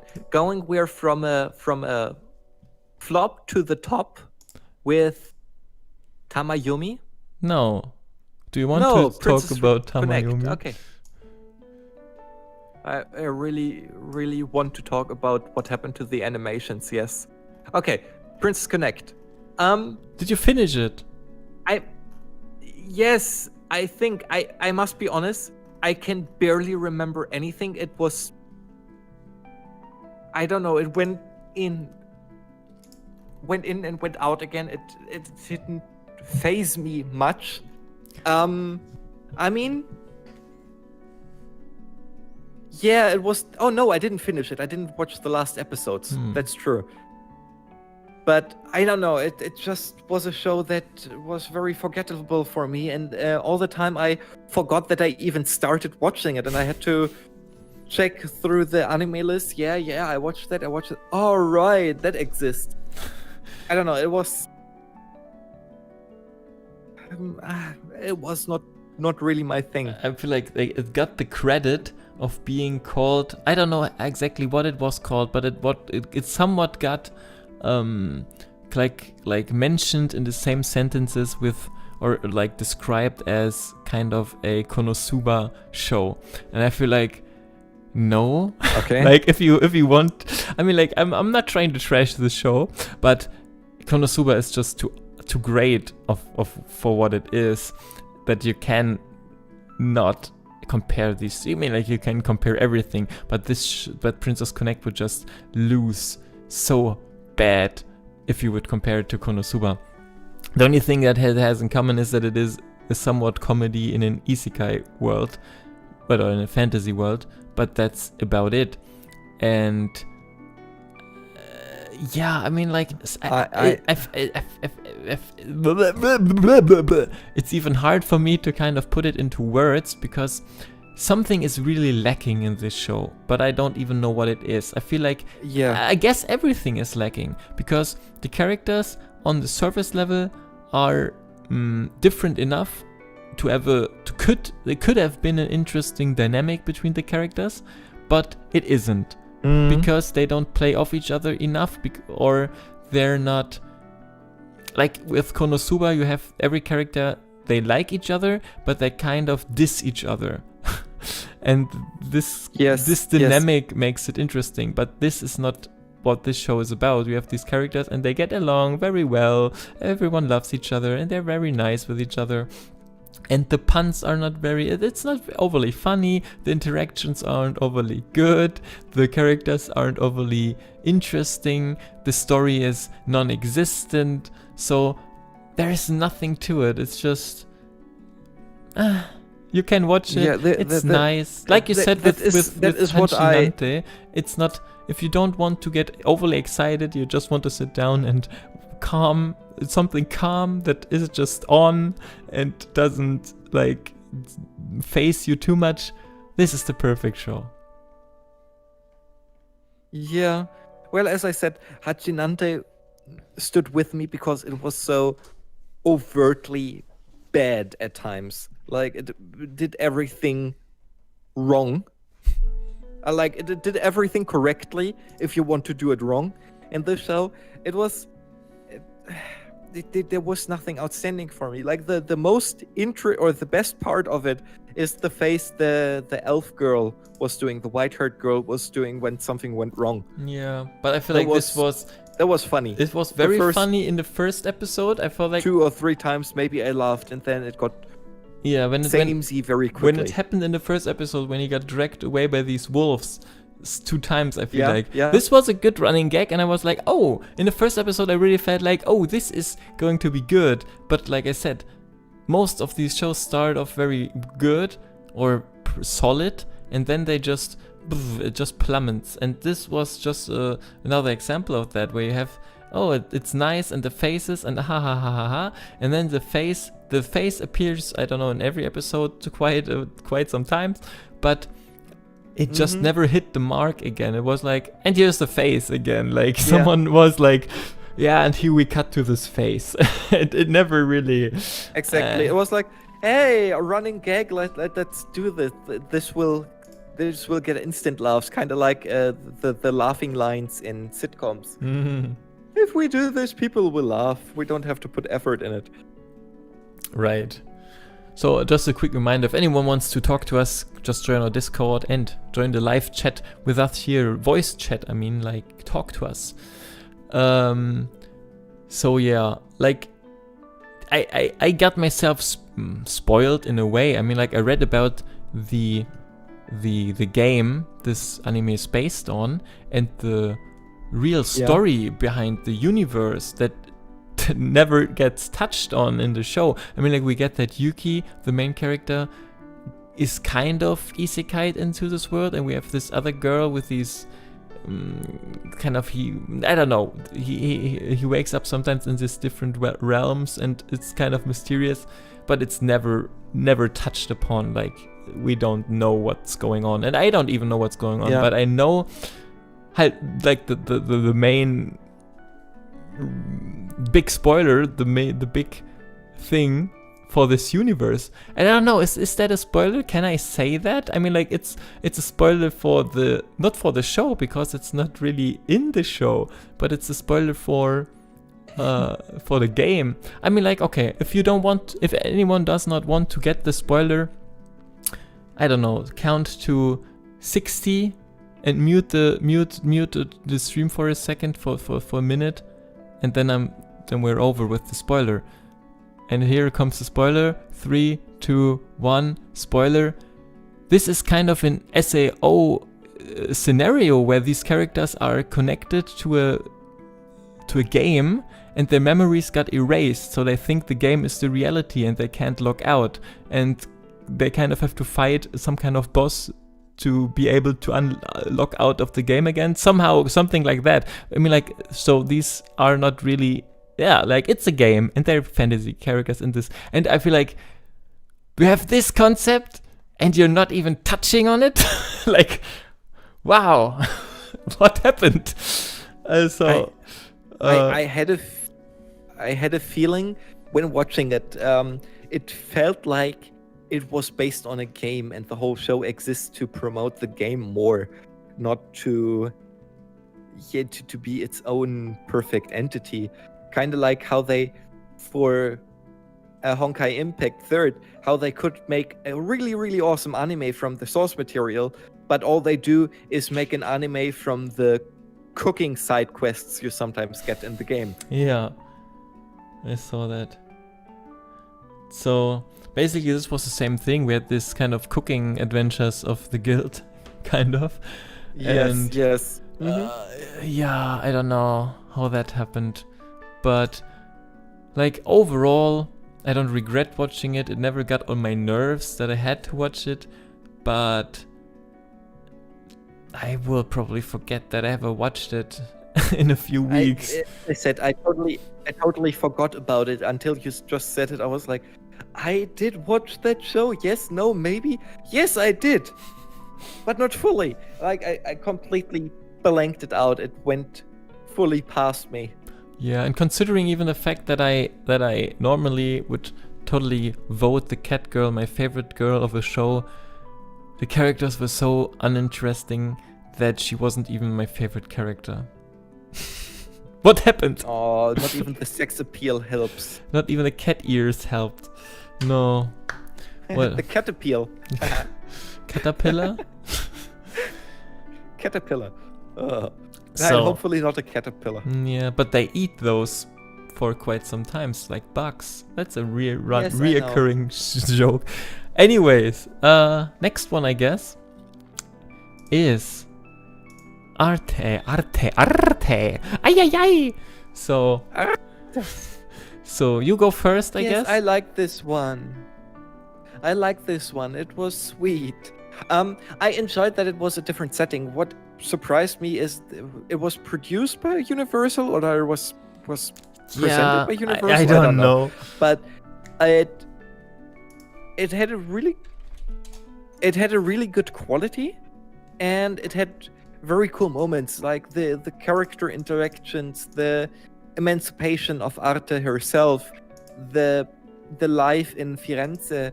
It showed many things that I'm interested in, and I thought, hey, I would love to see more anime like this, maybe educating about certain time periods, about certain situations, jobs, and so on and so forth. I mean, of course, not all can be taken as the bare coin that it was. There is probably lots of liberties taken and lots of creative freedom in there, but overall I just liked the show, and I liked the development of Arte and the characters around her.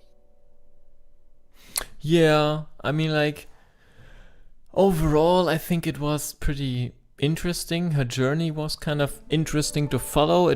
This was one of these shows that didn't drop the ball as it went on. It kept being interesting, or even got more interesting, I feel like. So the story itself was very solid and very nice to follow. It's the only thing and maybe you can answer this question. At some point, Arte has this like girlfriend, not girlfriend in a girlfriend kind of way, but friend, this other girl, Dacia, I think. Yeah. And as I remember correctly, the first episode she appears in, they sit on a marketplace kind of, and reading books, or she tells her teaches her to read books. We never get introduced to her. She never really, I feel like she never learns, like, I don't know how they got friends. She was just there at some point and they were already friends. I feel like, this feels like something that was skipped from the source material, and they just were friends. That's how it works.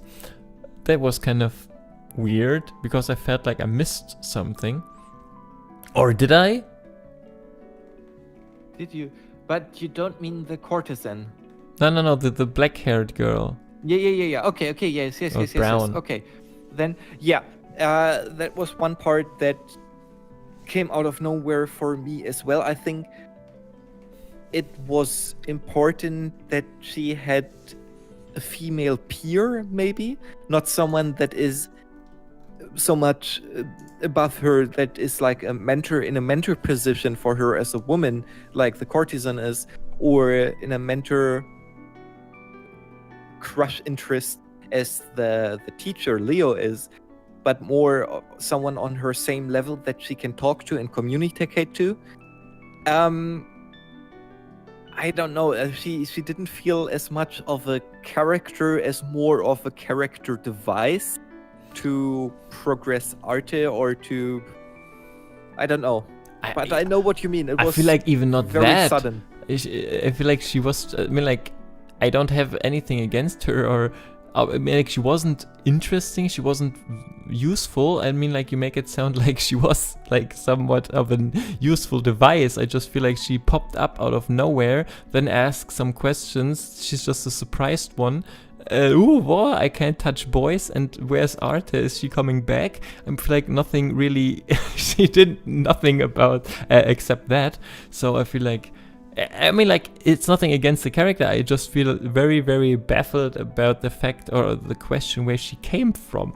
But that's just not a big thing. I feel like this is just a minor side note that I don't know where she came from. But besides that, But yeah, hmm? it's a show that surprised me positively. It was something different, something that we don't see often in anime anymore. It reminded me of some anime I watched when I was a child in the 90s that I can't even remember maybe the names of and that I watched it, but it had this homey feeling to it somehow. And I thought to myself, I wouldn't mind watching more shows of that type or more anime of that type. Well, I don't know. It's not. I did enjoy Violet. I mean, like, I don't know how it is for you, but I have different kind of shows that I watch at different occasions of the day for different Yeah. things. And I always watched Arte on Sundays,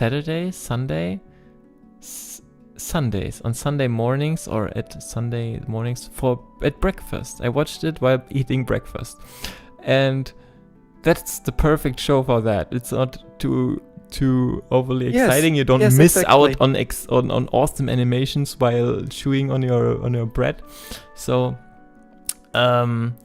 yeah, and for that, I feel like it was very nice and entertaining, and had.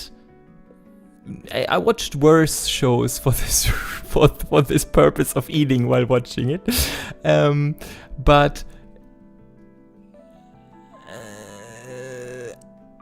you know, like there are overall. I know, it's one of those shows. Why is it even an anime? And Yeah. it would work with real actors. It would work with Westerners doing it, and so on and so forth. Right. But still, it gave me this nostalgic feeling that I can't quite put my finger on it, but couldn't. What you just said with you watch it in the morning while having breakfast. That's what it reminded me of. Like when I was a child, like turning on the TV at 5 in the morning, there were cartoons running, and I was like, "Yay, something nice, some animation, something is happening," and it was like this, but also positive because I really like her resolve. Or as a struggling artist myself, I was able to relate to her and liked how ambitious she was, that she never gave up and had this fight in her. Yeah, but I think what I personally am missing is some kind of bigger of course this is probably going on and the source material isn't wrapped up and this is just somewhere leaving us in the middle of something, but I feel like we just ran a marathon, watching her run a marathon, but only the first half or even less of that marathon, and so it was just like interesting to follow her and how she got somewhere, but it wasn't overly exciting. It wasn't overly. We didn't get a conclusion. Kind of. We didn't finish it. We didn't run through a goal of sorts, and it just it just kept on, and it was there. It existed, and that's. It was kind of in that regard, it was somewhat unsatisfactory. That is true. Did you guys watch the show? How did you like it? Or are we completely by ourselves? We'll see. If someone wants to talk to us, you can always join our Discord and join the live discussion, or just leave a comment in the chat. But for now, we're going to the next one, which is Namio Kite kure. Whatever. The one with the radio host. I'll quickly start. It was quirky, but I sometimes had difficulty staying with the energy that was going on, and I must admit I somewhat in the middle started to lose interest for it. I don't know why. It just didn't quite keep me hooked. I think it might have been in this case because it was episodic and I had to watch it every week. And didn't go it by a full run. If it went up, if I had a marathon through it, it might have been a totally different thing. But in this case, at some point I just somewhat lost interest and I dropped it. What? At what episode? Yes. I don't remember, the 5th or 6th? I feel like it was at first I was confused where the show is going with the build up with the first episode and how like the mix between her moderation and how it's getting visualized and her everyday life. And we at some point in the show get back to that, but I don't know, for the first half of the show we don't get that again. So I was like, I kind of expected something different. Like with everything, I guess. It's a reoccurring theme. I just expect something different. So, but I think this is still one of the most, for me at least, the most interesting shows of the season. Like watching every show or talking about everything back to back right now, I feel like maybe it would even take the first place for me. Not sure, because the character, it was very mature from the story and the characters, very grown up, nothing too childish. The animations were pretty unique and good and unique. I mean, like, it was nothing too overly awesome, no big action sequences, but it was very solid, and the art style was pretty unique and nice. I really like the characters. I really like the main girl as a person. She was interesting. She had some kind of depth. She had problems. She had dreams. She was very grounded. I like that. And the show itself was more like, not like you said, it wasn't really an ongoing story, or it was less of an ongoing story and more of like really following someone through her or his everyday life. It just, like, life is just continuing, life is just going on, life is just happening. There is no big overarching plot, and in the end you fight the demon lord. It's just boring shit happening.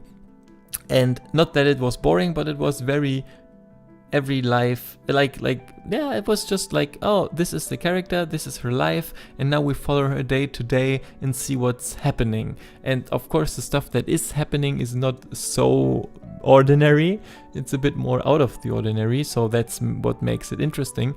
But you don't know what to expect or where the story is going, because it is just life happening. And I mean, it is very, very grounded as a show, or the characters are even more grounded, and it was cool to see something like this. But I think that is at that point what might have rubbed me the wrong way, because I was in a time of my life where I was very stressed and lots of things were happening. I was very busy, so I didn't find the escapism I was looking for, maybe. Like, I mean, sometimes you realize things while talking to others, and that's how I just felt, and what reminded me of why I might not have looked forward to it, because I was in a situation where I had lots going on and lots of things were happening, so I needed my space. You needed your totally Hanshinante. It needed my Hatshinante, yeah. Yeah.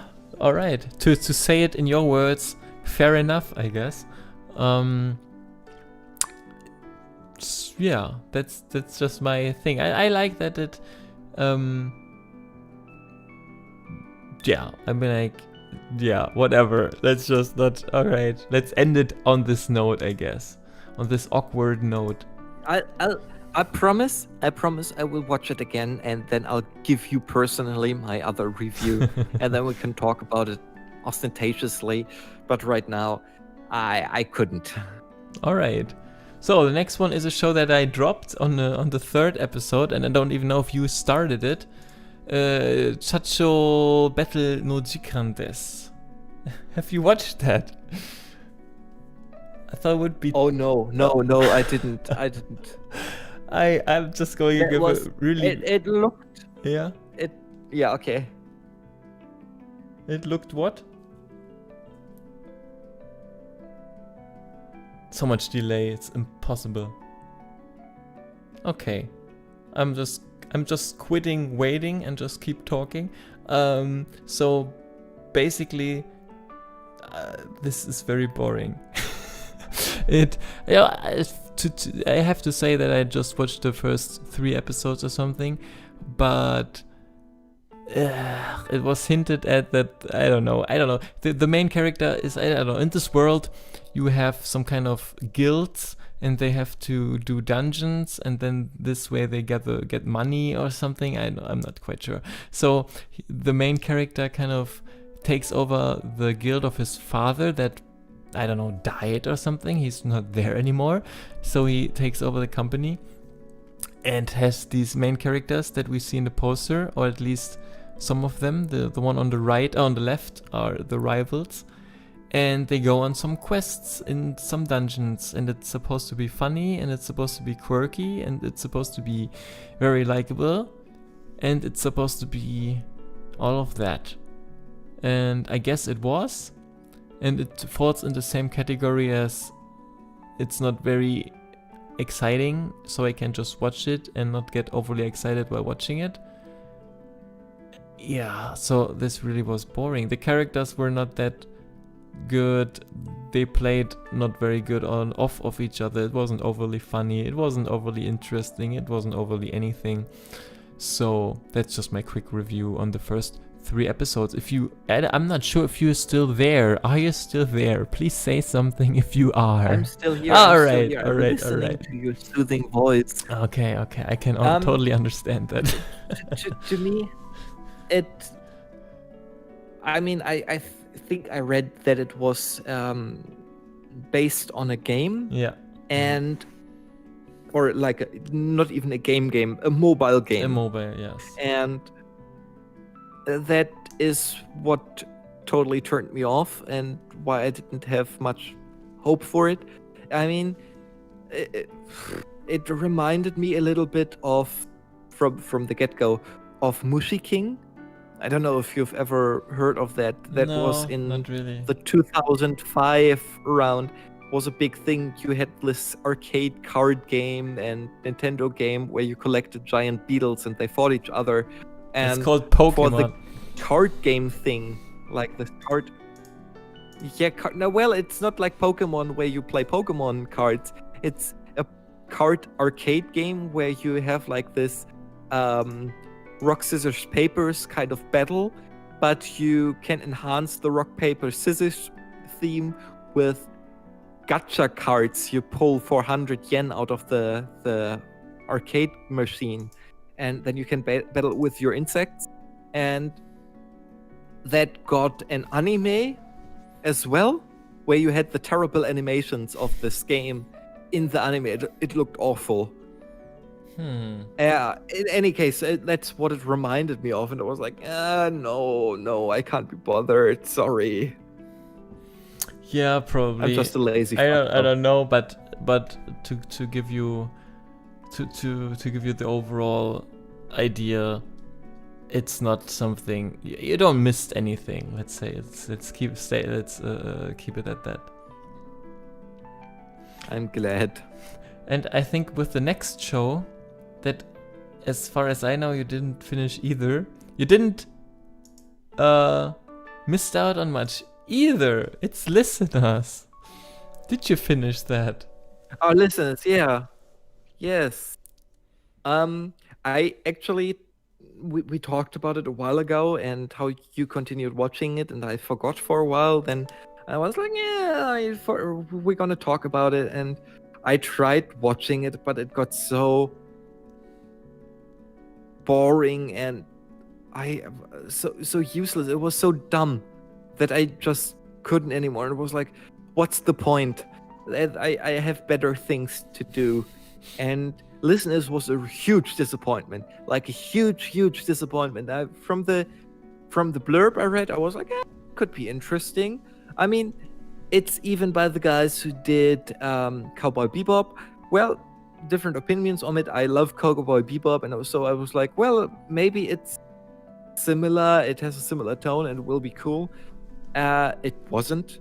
The music was crap and forgettable. Like even Hachinante had better rock music in between than Listeners.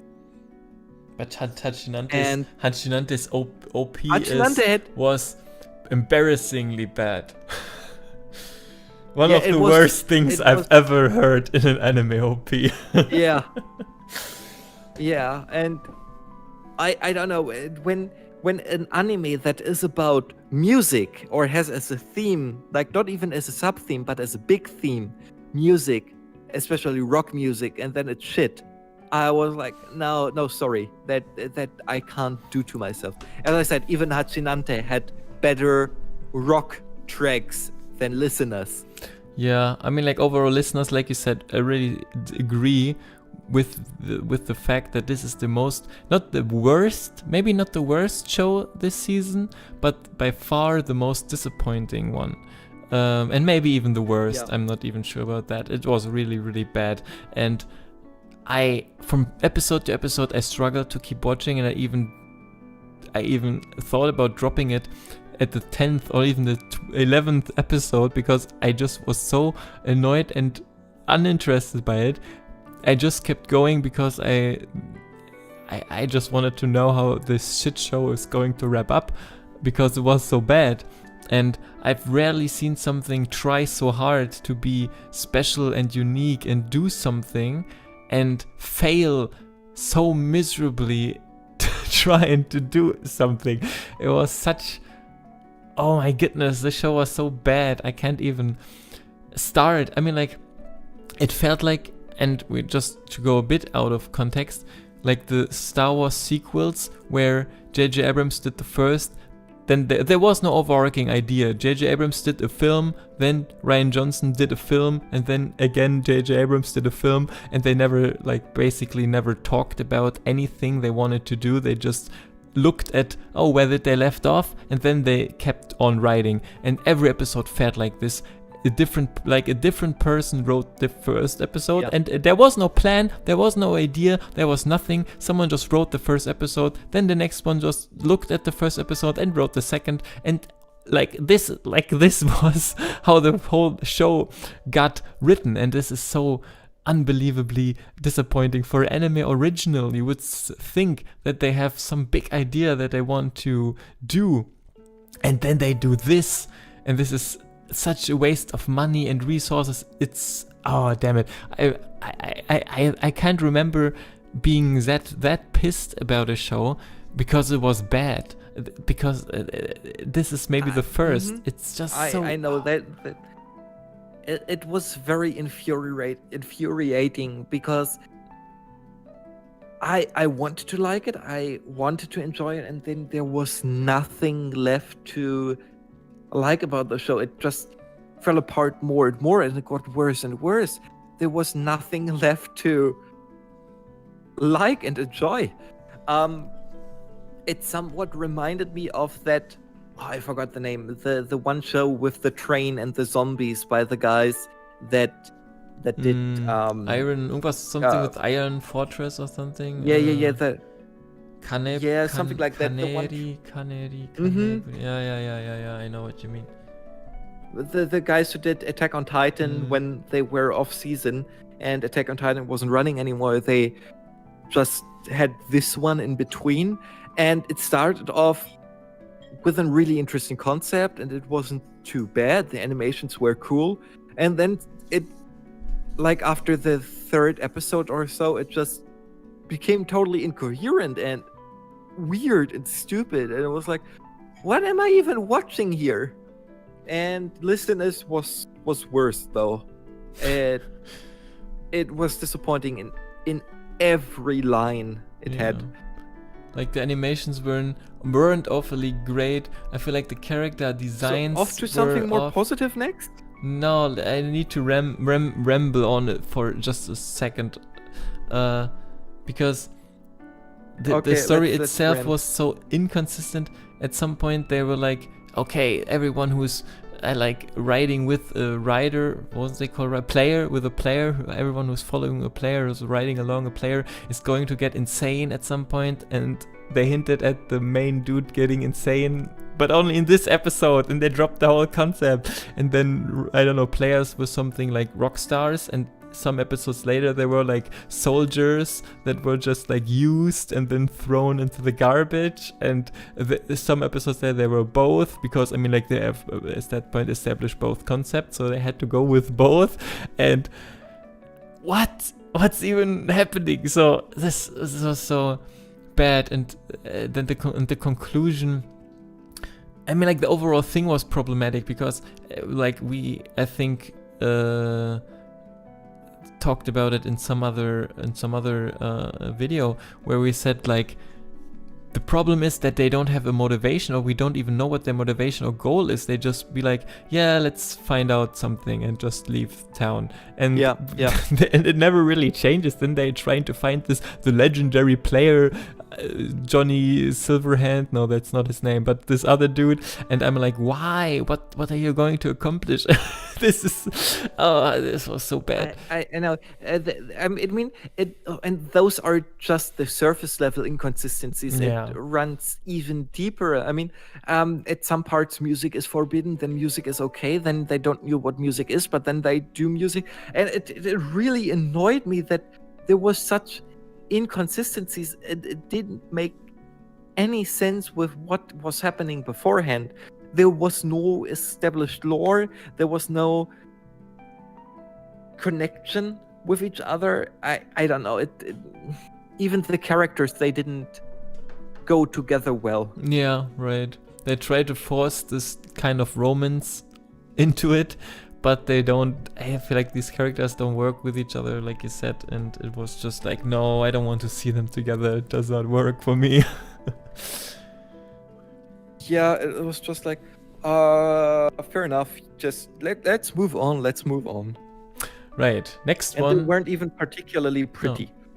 No, that's I think is a big one as well. That the characters weren't even cute or cool. They were just like, I don't know, deformed in a. Deformed is maybe a bit harsh, but like, Anyways, the next one, talking about deformed. Talking about deformed characters. Oh yes. And it's the last on the list. It's the last on the list, so we're not ending on anything positive. It's Tamayomi. Yeah.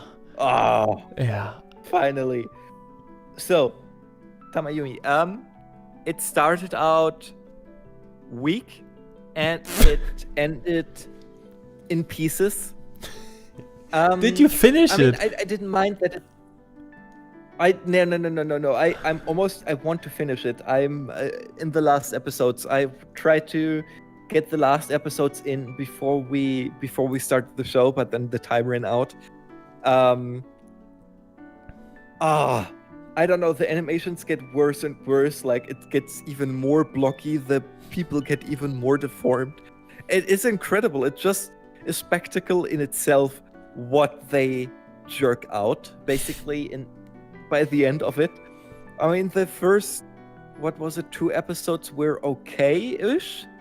I mean, there were not too many animation mistakes or things that you could say, wow, how did that get through?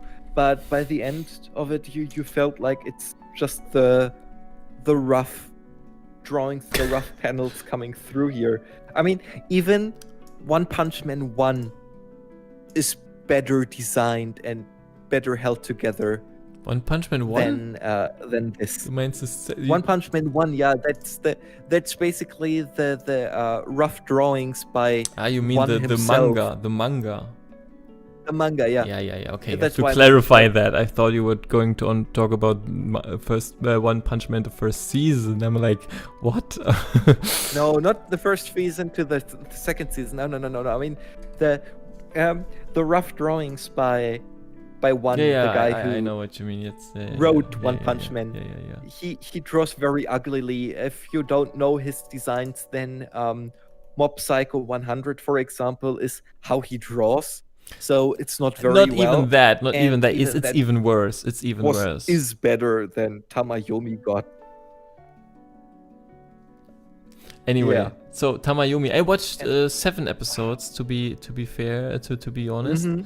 and I dropped it because the animations didn't get worse. And this sounds maybe weird. I watched the first 3 episodes, just trying to look where it is going, and I was pretty bored by it because Yeah. So because let's just for a quick review on that. Girls playing baseball, building a club, I guess, and neither the story nor the characters were interesting, nor any humor or big build-ups, and like I said in our review back then, the only thing that could save the show would be big hype, awesome animations and battles, kind of big when they play the tournaments or something. And at that point the animations were falling apart around episode 3, I guess, which, to be fair, was partially to the don't call it virus situation going on. But I don't know if if it would really change much for the studio, for the show, if that wouldn't have happened. And it got so bad. It got so bad that I really watched the show and laughed at how ugly and awful these animations were. And that's why I kept watching, because I was getting some kind of entertainment out of it, because I just found it funny how bad it was, how really, really awful the characters looked. And that's why I kept watching. And at some point, but it got a bit better at some point, and I kept watching, and I kept watching another one, and it didn't quite drop the ball as hard as in the first, I think episode 3, 4. I was unfair. That is true. It didn't go as low as that, but I mean, it also didn't get much better. There were always like inconsistencies in the size between the characters. Sometimes they were tall, like or the two small girls, the siblings, they were supposed to be very small, and sometimes they were as tall or even taller than the other ones. It was just odd. It was annoying, and as you said, there was no real story and no real ambition in the characters. It's like, we want to play baseball, and we want to play baseball on a professional level. It wasn't the fire, for example, other sports manga have, where you think, I am fevering with them, I want them to succeed. It was just like, okay. You know what I mean. It wasn't as fiery as the ambition of what a sports manga should be. Yeah, right. And with the character designs overall, this wasn't even a problem with the animations falling apart. The character designs itself looked like the characters were trash cans. I mean, like we're used to these unrealistically beauty standards on anime figures, so it's hard to really say this and not sound like an asshole, but the characters looked very deformed, very chubby, very like boxy. It was so like, what the hell? I think that was also, but that wasn't just part of what they were supposed to look like. We had detailed shots in the first 2 episodes. We had detailed shots of them with their muscles, and that was something I was surprised by, to see them showing girls with a 6-pack, or showing them with really strong calf muscle, and having them very defined and sportive. I was like, wow, that is pretty cool. It's not just very slim and slender cuties that do things, but they're actually athletes. And I hope to see more, but then I had the feeling, well, it's enough when we draw a box and they have like the funny hair, and then we know it's girls. Yeah. Something like that, I guess. So overall, it's one of those anime. If you like the source material, keep with the source material. Probably. If you want to watch an baseball anime with cute girls, there's better ones out there. And worse. And- no, worse. There are bad ones out there, but they're even better than this. Yeah, this one is just bad. It's boring. It's bad. It's And not especially great. what's really There's interesting nothing- is I feel like when you look at the original cover art for the manga, the characters don't look Yeah. that bad, that boxy, that masculine in a way. That Exactly. And I feel like so that was a choice. And you can look at the character sheets. This was supposed to be like that, and you're like, why? But why? Don't you know that you don't sell figures that look like that? So it was like they tried to troll the viewers from the beginning. I don't know what they thought about. Anyways, so like thinking about the whole season. I mean, like, what do you want to say something more about Tamayumi, or are we going to wrap up? No. I think that's it about me. We bashed the show enough. Like we bettered it even more than the betters in the show. To do a bad pun. So yeah. Yeah. Overall, this season overall, Now that it wasn't the okay. most exciting one. No. It wasn't the most exciting one. There were a couple of gems for me. Otome Game, Kakushigoto, and Arte were some little hidden gems that I enjoyed. They weren't the best I've ever seen, but it was something lovely and nice to me. Because of the anime of Kaminoto, I really got into the manga or the webtoon, which, hey, as we heard before, the anime is only advertisement for the manga. So in this case, it totally worked. And then Not if there you're were a not few- paying. Yeah. If you're not paying, Yeah. well, I don't pay for the webtoon because the webtoon is up for free. That's Ah. true. I don't know what's the point then. to subscribe you to got me there. Crunchyroll. That was the main point of this show. Yeah, but then they should have done better. Maybe they will do better. Maybe they had trouble. It's difficult to do an animation. Look at us. Look at our anime. How it's going. It Yeah. has even less animation and it has even less action. Yeah, but a great voiceover. Yeah, and some might say we are even funny. No, I don't think that. I don't think anyone is going to say that. Anyways, so if you would have to pick, Aw. if you would have to pick, one, like the show that had the biggest impact for you, or the biggest that is going to stay with you for the longest time, which would you say is the not basically the best one, or the one that you would recommend, because it's always falls under different categories. I just want to know which one you personally think you're going to remember the most, not in a bad way, but in a positive way, or this no, in a good way. Like you're like, oh yeah, and I look back at this In a good way. Yeah. Let's stay positive. Let's stay positive. Right. I think for me it's Otome Game, because I had many good laughs with it.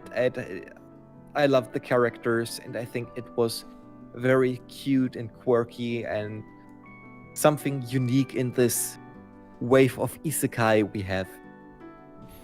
All right. So I'm kind of torn between Kakushigoto and Namio Kite Kure. I think Yeah. I would even. I think I would go with Namio Kite Kure, because I think like this is the most unique one that stood out Yes. most for me. Yes. So Yeah, as I Mhm. said, for me it was a mood thing. It might change in a couple of weeks when I have a more calm position in my household. Then I might enjoy it more. Like, I know that I've enjoyed the first episode very much, but at some point I got almost annoyed, and I didn't want to watch it, and I didn't want to force myself in this case. Whatever. I'm just lazy. Since we are, I guess, kind of, hopefully, at some point, building up a reputation for being the ones that always have something negative to say about something. That's the image I want us to build up. I feel like this is going to be a unique one. The ones that always find the hair in the soup. I don't know if that is a word, like something you would say in English. Yeah. So for me. Yeah, what I wanted to say is like, if we want to end on this we can on this negative, I think we shouldn't end on this negative note. So because of that, let's not end on this negative note. I want you to pick the ones you think will stay with you also, but because it was so awful. I have to say Hachinante. I just enjoy Really? how bad it is. Really? I just enjoy how bad it is. Okay. It's weird. I think it stayed in my memory. It's one of those moments. I don't know if you've ever had this. If you watched a film that is really terrible with a friend, but you're able to make fun of it while watching it, it makes it I don't have outstanding, any and friends. you remember it for years. You don't have friends. No. So I can't connect to your I'm sorry. little story there. There was once, for example, this really terrible Japanese horror based on a very good Japanese horror manga, Tomiya. And I watched the first film and the second film, and they were both awful. And a friend and I, we were watching it, and we got so bored while seeing it. We redubbed it ourselves and made total fun of it. And it stayed with me for years how hilarious that film is, despite it being so bad. And Hachinante was in a similar vein for me. It was just so cringe at times, so facepalm for me that I thought it's brilliant that it tries to be great, but it fails on every level. I think I would definitely going to give my worst of the season, maybe even worst of the year, or worst that I've ever witnessed to listeners, because this is on a level of bad where it's really on a Last Jedi level kind of bad, where you can really pick apart the production. It's not bad, like it never fell apart animation wise or anything, but just it had so many aspects that are so bad on every aspect of the show and every aspect of the production that you can always just look back at it and be like, remember this one? Remember this really bad show? So this is why I think I'm definitely going to pick this. You're right about that point. You're right about that point. It was terrible, but to me at some point it totally lost any humor or fun, and that I could still have with Hachinante. I could laugh at the blandness, the vanilla-ness of it. But yeah, I mean, different aspects of life. I mean, it's good that we can have the discussion. Right. Come on, Last Jedi was fun. Whoever said that, Komurin, I will hunt you down and I will punch you on the arm. That's a promise. Whenever I find you, you will get punched on the arm for saying that. Anyways, any closing thoughts? I think we're going to end this around here, right? Yeah, while I'm threatening one of our viewers. Yeah, I think it was a weak season. Oh, bring it, kissy face. I will. It was a weakish season with some hyped up parts that didn't live up to it. I hope Kaminoto Season 2, if there is one, will be more closely adapted to the not manga, anime, closer to the webtoon. And I have a feeling that this year's overall seasons will be somewhat weak due to certain developments in the world. Probably. Yeah, I think next season has some promising stuff and some like follow-up seasons, like the second or third seasons to very popular shows. So I think next one is going to be more hype, or it is very. Yeah. It looks pretty promising, but yeah, this season was like we said in the beginning, and you just said it was. It was just. And even talking about all of it, it felt even more meh than at first. So yeah, it didn't have the spark you want. Yeah, but just a little note at this: the fishing one and Apareranman and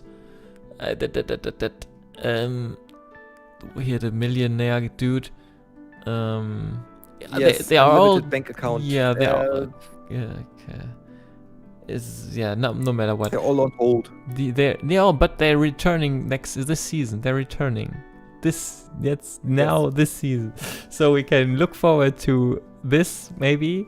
At least the fishing one in a way, I feel like I can look forward to this one. Yes.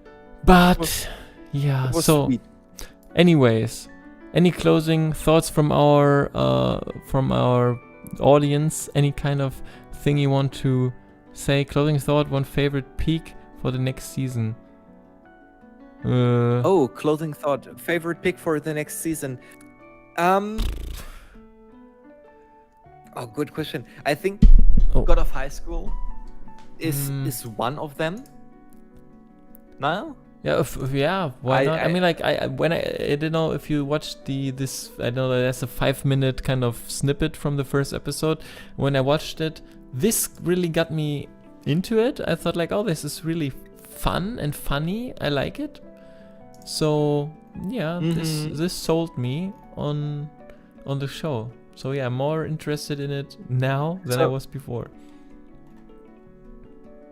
In a sense of trashiness, I'm kind of looking forward to the ecchi one. What's it? Yeah, the first episode the first episode aired already. Was fun. Already. Yeah. Oh, it all aired already. Yeah. I'm kind of looking for, as I said, I'm kind of looking forward to it. It seems the kind of trash I'm into, and yeah, that and God of High School in a more serious sense, that it might get the God of High School, so that's the name. That might be kind of cool. Like the animations, they weren't bad. I like martial arts, and I think I will get used to the noses. Right. I feel like the biggest one to look out for is Decadence. I think this could be the best show this season. Yeah. Maybe I'm a bit but I think this has the biggest potential in my eyes to be a hit show, to be very interesting. But the one I am personally looking most forward to is Uzaki-chan wa Asubitai, the one with the big boobed girl that is teasing the other dude. Yes. Because I feel like this could be the right one down my that alley. is draining all the blood from your brain. I mean, from your body, because it's for blood donations. Right. That one. Yes. But in any case, I'm very happy for the viewers we had. Thank you for watching. I hope you enjoyed it also. Next time. And if you want to do us... No, this is really bad. Yes? The delay is terrible. The delay makes like this end card kind of moderation thing nearly impossible. So just go on, and I'm going to say something, and then we just end it there. So what I wanted to say is thank you for watching, and it was lovely having you here and interacting with you all. And don't worry, Komorin, I won't punch you too hard. And if you enjoyed this format, and if you liked what we did here, we'll do something similar for the end of the summer season once that is through. I actually enjoyed this quite a lot. I was nervous in the beginning about the live format, but I think it didn't go too terribly. Right, I agree. I feel like in the beginning, and it would be way easier if we would have someone, if we would be big, if we would matter, then we would have someone who could, then we would have people that want to talk to us. I mean, like, this format kind of lives more or less on audience interactions, so we wanted people to be in here and talk with us about this. So I think if that would happen, it would be way more interesting. So and to sort through the people that we let in here is, I think, something hard to do without a third person.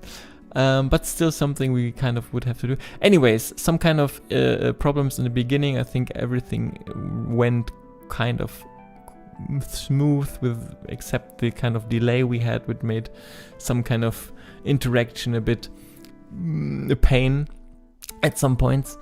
But anyways, yeah, if you like this, please consider subscribing, becoming a follower of this channel, and in the next video, in the next live stream, maybe you want to join in via chat or the voice chat here. And yeah, maybe we're going to do some more live streams like this for different kinds of topics that we want to discuss with the community, if there is one. Anyways, that's for it. That's for yeah. Anyways, let's just end it right here before I'm going to totally lose the ability to talk. And we all see you in the next video. See you